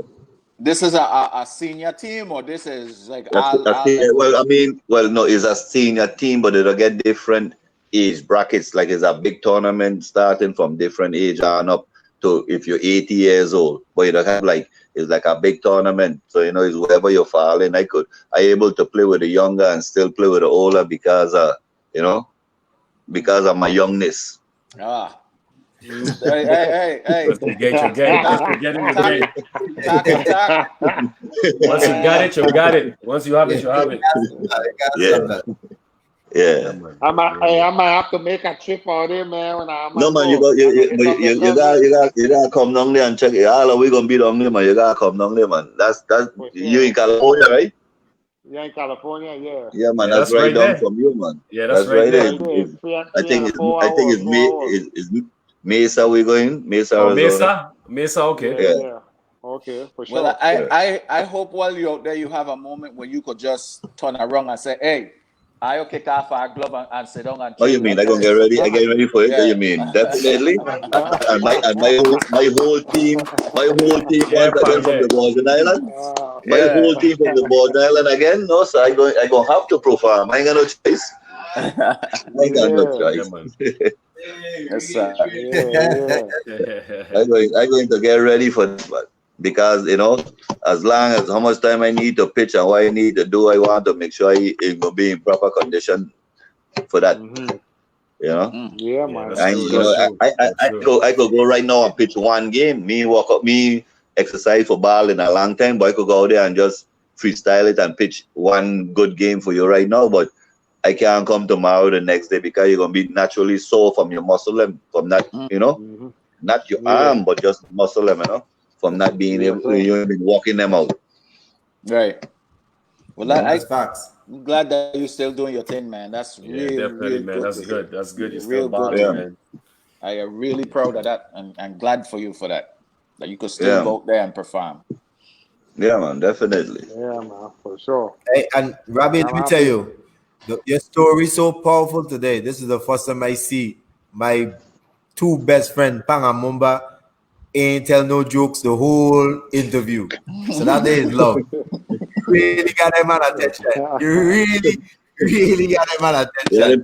You were paying attention? Hey, man. Hey, coming up in Little League, I used to always hear about you, man. You check as a baseball man, so I used to Yeah. always hear about you. So it's just been an honor, man. It's amazing, I It, never. it used to be Roberto Ventura then. Yeah.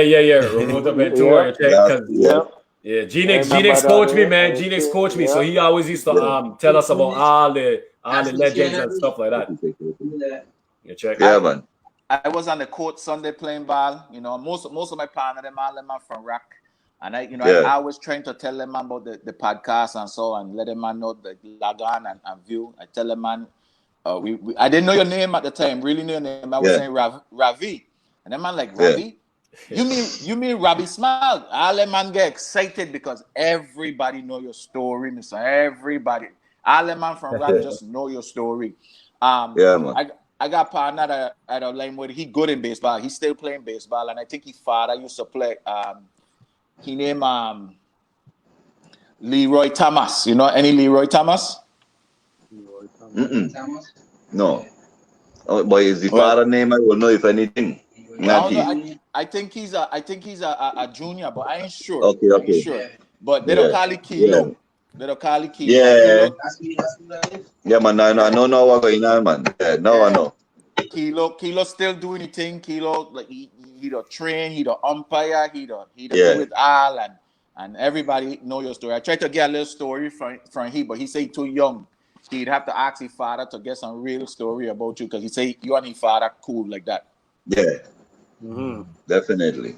Yeah. You had a 13-year-old watching the interview, man. So the 13-year-old enjoyed the interview. You know, one of the viewers said that. So yeah, man. So Tell them I say respect, man. Yeah. Thanks for listening, you know. Yeah. I hear all the time. Anytime. Good, man. Good. Your story even get people talking about they inspired to go back on the mound and play baseball. So you know you motivating people. You're motivating people, so that's good. You know? Yeah. Hey, that's that fire bunny. Hey, Rena Robinson said that's Bird's son. The 13-year-old? No. Yeah, okay. Who? Oh, Birds. Who your okay. Bird's son? Who you guys was just talking about? All right. Okay. But yeah, okay. Yeah. Oh, okay, Well, no. I know by all the baseball interview by the end of the year gonna be better than our liars. I just want to know that there, check. You know? You're getting ready. You're gonna get ready. I guess it starts in your mind first anyway. You just can't go out there and just do it. You know, man. Loving it, man. Loving it. Put you up quick spring training. Yeah. Quick. Yeah, man. One at bat, change your mind. Hey, one fastball opening, one fastball Change opening. the whole mind. You're going back to basketball. You put yourself in trouble. One call ball going towards the head, he run out the backside. Strike three. No, man, this ain't my score. Let me go back and play basketball. Easy. Hey, Robbie, also you have another platform, Livewire Sports. I don't know if you heard about them, but they'll be doing some good interviews as well. Hopefully they could get you on. You know, it'll be good. You know, they're out of St. Thomas, so they're doing a lot of good things. They do a lot of good things with the youths too. You know, because you're doing a lot with the youths, and they do a lot with the youths, highlighting youths, you know, their careers and stuff like that. They also get people talking about, you know, about how to get into college and the right credits and the right classes to be taken. So hopefully you could get in contact with them. You know, maybe you could do something with them too, you know, as well too, because they have a good platform. Yeah, well, this is hopefully they listen, and because I ain't know who they are, but I mean, I'm always available for these kind of stuff. So hopefully they could reach out to me. Like I say, you know, if anything, you could just post the number. Anybody call, I miss the call. Just send a text and let me know who you is. Once it's about this, I on it, you know. Yeah. Mm-hmm. Yeah, man. Absolutely, man. Spreading the knowledge and everything. Yeah. Anything to help these youth, man. My son get on track and follow their dreams. Yeah. Well, do you have any? But yeah, Go ahead. No, I was gonna say we almost reaching 3 hours. Do you have any? Like, yeah. I watching the time all now too. It's like That means I've not been talking so long. It's like I eat parrot ass. It's like I eat parrot ass tonight, man. So, do you have any final message that you want to deliver? Any platforms or anybody that you want to shout out and anything that you want? No, I mean, if anything, the listeners been listening, you know, and anybody that could help and things like that with the vision that we, you know, trying to put out there. But my message is more to demand them, the ones that we are talking and we orchestrate this. We just don't want to be just about the talk. I mean, like I say, you got to create a buzz first, but then you got to be able to follow through. In other words, let me take this and try to make something out of it, because I'm pretty sure once we do anything, we would have the same support by the same listeners them once we initiate it. You know, like, you know, it's easy to just talk. You know, I as a man more of action. I want to like make a difference literally, not with just words, because words is just what they are. You know, anybody could say anything, but you got to follow through and put that into action, and that's why we like us to do in whatever form: basketball, soccer, just mentorship programs, educational programs, any kind of baseball, football.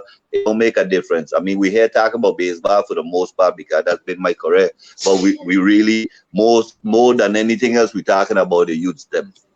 Also, let's come together and try to pour our heads and brains together and try to come up with a formula, you know, to try to quell, you know, the situation that going on around here, or even if for the ones them that done too far gone, what about the next generation that, you know, looking up to these dudes and things like that, they're trying to emulate them. We got to be able to try to shift their, you know, their vision and try to give them something else to look, you know.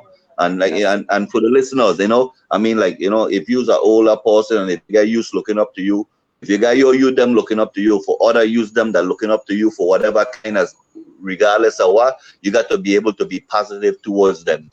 Don't use that influence in a negative fashion, because you ain't doing yourself or nobody no good. Because you know, if you done doom already, the last thing you gonna want and the next you man wrong you to be doomed as well. You should want better for him. If your road done paved, okay, that's his thing. But then now you got one better for the next generation to come. Awesome. Absolutely, Awesome. I agree. Love it. You know? I agree, 100%. Real talk right there. That's real talk. Love it. Yes. So, Yeah. Good all stuff, right, but man. it was great, man. It's great to see how you talk to how you pick, how you pick up, especially pick up as far as, oh God, but I ain't see him so much donkey years, boy. Watching it there on the couch and things like that, watching him from small, from time, you know, with that big swing, and it was always a perfect form and thing like that. It might have been a little labored early, but then now as he's mature and thing like that, he back speed pick up and everything was over the hospital. Wow. Over hospital, Yeah. Over the man. Hey. hospital. And you know, That's I'm honored, crazy. man. I'm honored and blessed that, you know, you had the opportunity to come on and spread your word, man. You know what I'm Yeah, saying? man. Like, I always speak highly about you, the man. No matter Yeah, what man. the situation was, or no matter Yeah, what you know, what happened, at the end of the day, yeah. my son, is just all it is love and the utmost respect, man. And you know, that's from the heart, my boy. Yeah, You man. know, I don't know so that. I know I'm that. just blessed, man. I And happy. I know that coming from all of you too. You know, cause you just don't do this here for nothing if you don't care. It's a lot of Right. other Right. different things. A lot of other different things you could have been doing if you didn't care. When you care is Yeah. when you to do this kind of stuff right there, That's sharing right. the Mm-hmm. message. You know, and I Yeah. appreciate this, man. You know, it's a blessed Yeah. opportunity. I don't know. You know, I always look forward to these kind of situations. You know, unless you know I don't broadcast myself out there. But if anybody want to interview me or need me for, you know, to deal with it, use them and spread a message or what, I always available. I will drop every and anything at any given time Yes, and sir. deliver. Absolutely. You know, That's what it's about, man. That's what it's yeah, about. And you know, I feel the same way. And like I tell Mumba and Teague and Bean, you know what I mean? I'm here, man. You need me, I here. Oh, You know what I'm saying? we gonna Just let me definitely know. always check back in. Let We me gonna know. definitely check back in. You For check? sure. okay, So Yeah, definitely. You so know, all right, so yes, man. I Tegan, you got Let's stay in anything? touch, man. uh, yeah. No. Thanks for coming on, Robbie. Thanks for coming on. We appreciate it. You know, Yes, so Definitely. man. yeah, Yes, man. So I look forward to the next time, and it's whenever, anytime, you know. Like I said, I'm working Jabari for you, for you and things like that. I don't see where it will be a problem. You know, it's just to share your story, you know. Right. It's nothing but respect you could get out of that by yeah, being honest and upfront, you know. true. Nobody, always big man now, Right. Yeah, regardless of yeah, your mistakes, you know. Nobody is better than nobody. Everybody made mistakes, some greater, some lesser, but mistakes is mistakes nonetheless, Very yeah, you true. Love know. it. Very true. yeah, absolutely. man. And we just learn from it. And then I'm gonna get Major a push on the command too. I've been Yeah, man. telling the big ass about it. So I'm gonna hit you Yeah, up with Major number. hey, listen, Love it. I like to go toe to toe with me, you know, like you see me here and he going back and forth here about this batting and pitching thing, you know, back in the days, Hey, big set thing this was up, happening. Moon, because I want to tune in. We're gonna set And this the up. and the too, it'll be one big thing and the first thing, I was hey, talking to you just 2 weeks after, hey, and you know what? You know, a couple of times my phone keep cracking up because because his bigger ass keep calling me. Yeah. Calling me. That's why the phone keep. That's why I keep getting shut off because he Oh, always calling me when is I'm he calling you? jump. Okay. Okay. Yeah, he Yeah, calling man. me. Shut, Oh, nice. All right, so I I go go. It was I go fun send though. you info.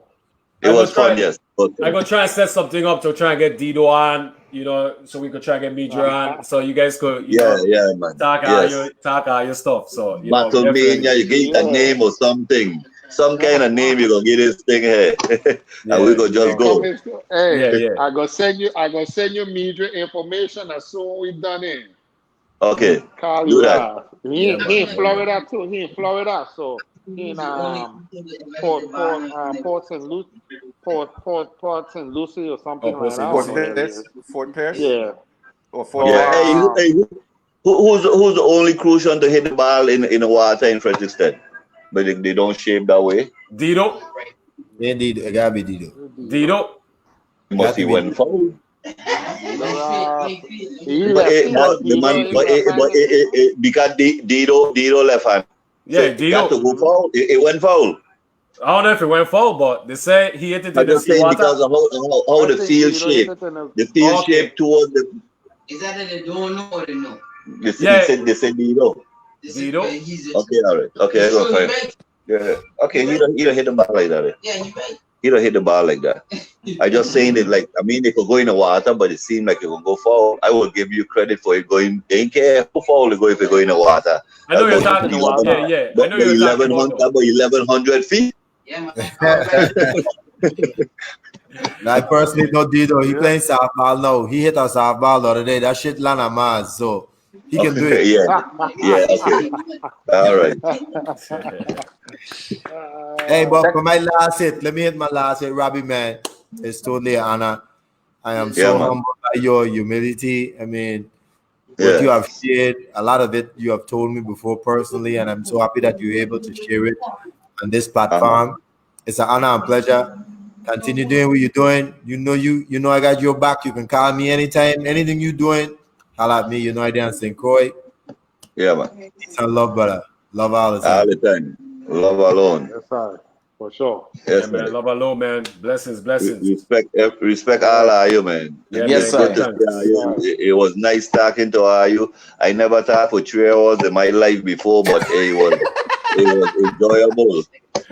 But you know what? Yeah, man. It goes so fast because we're just chopping it up. Just We bite just it. chopping it up. That's what it is.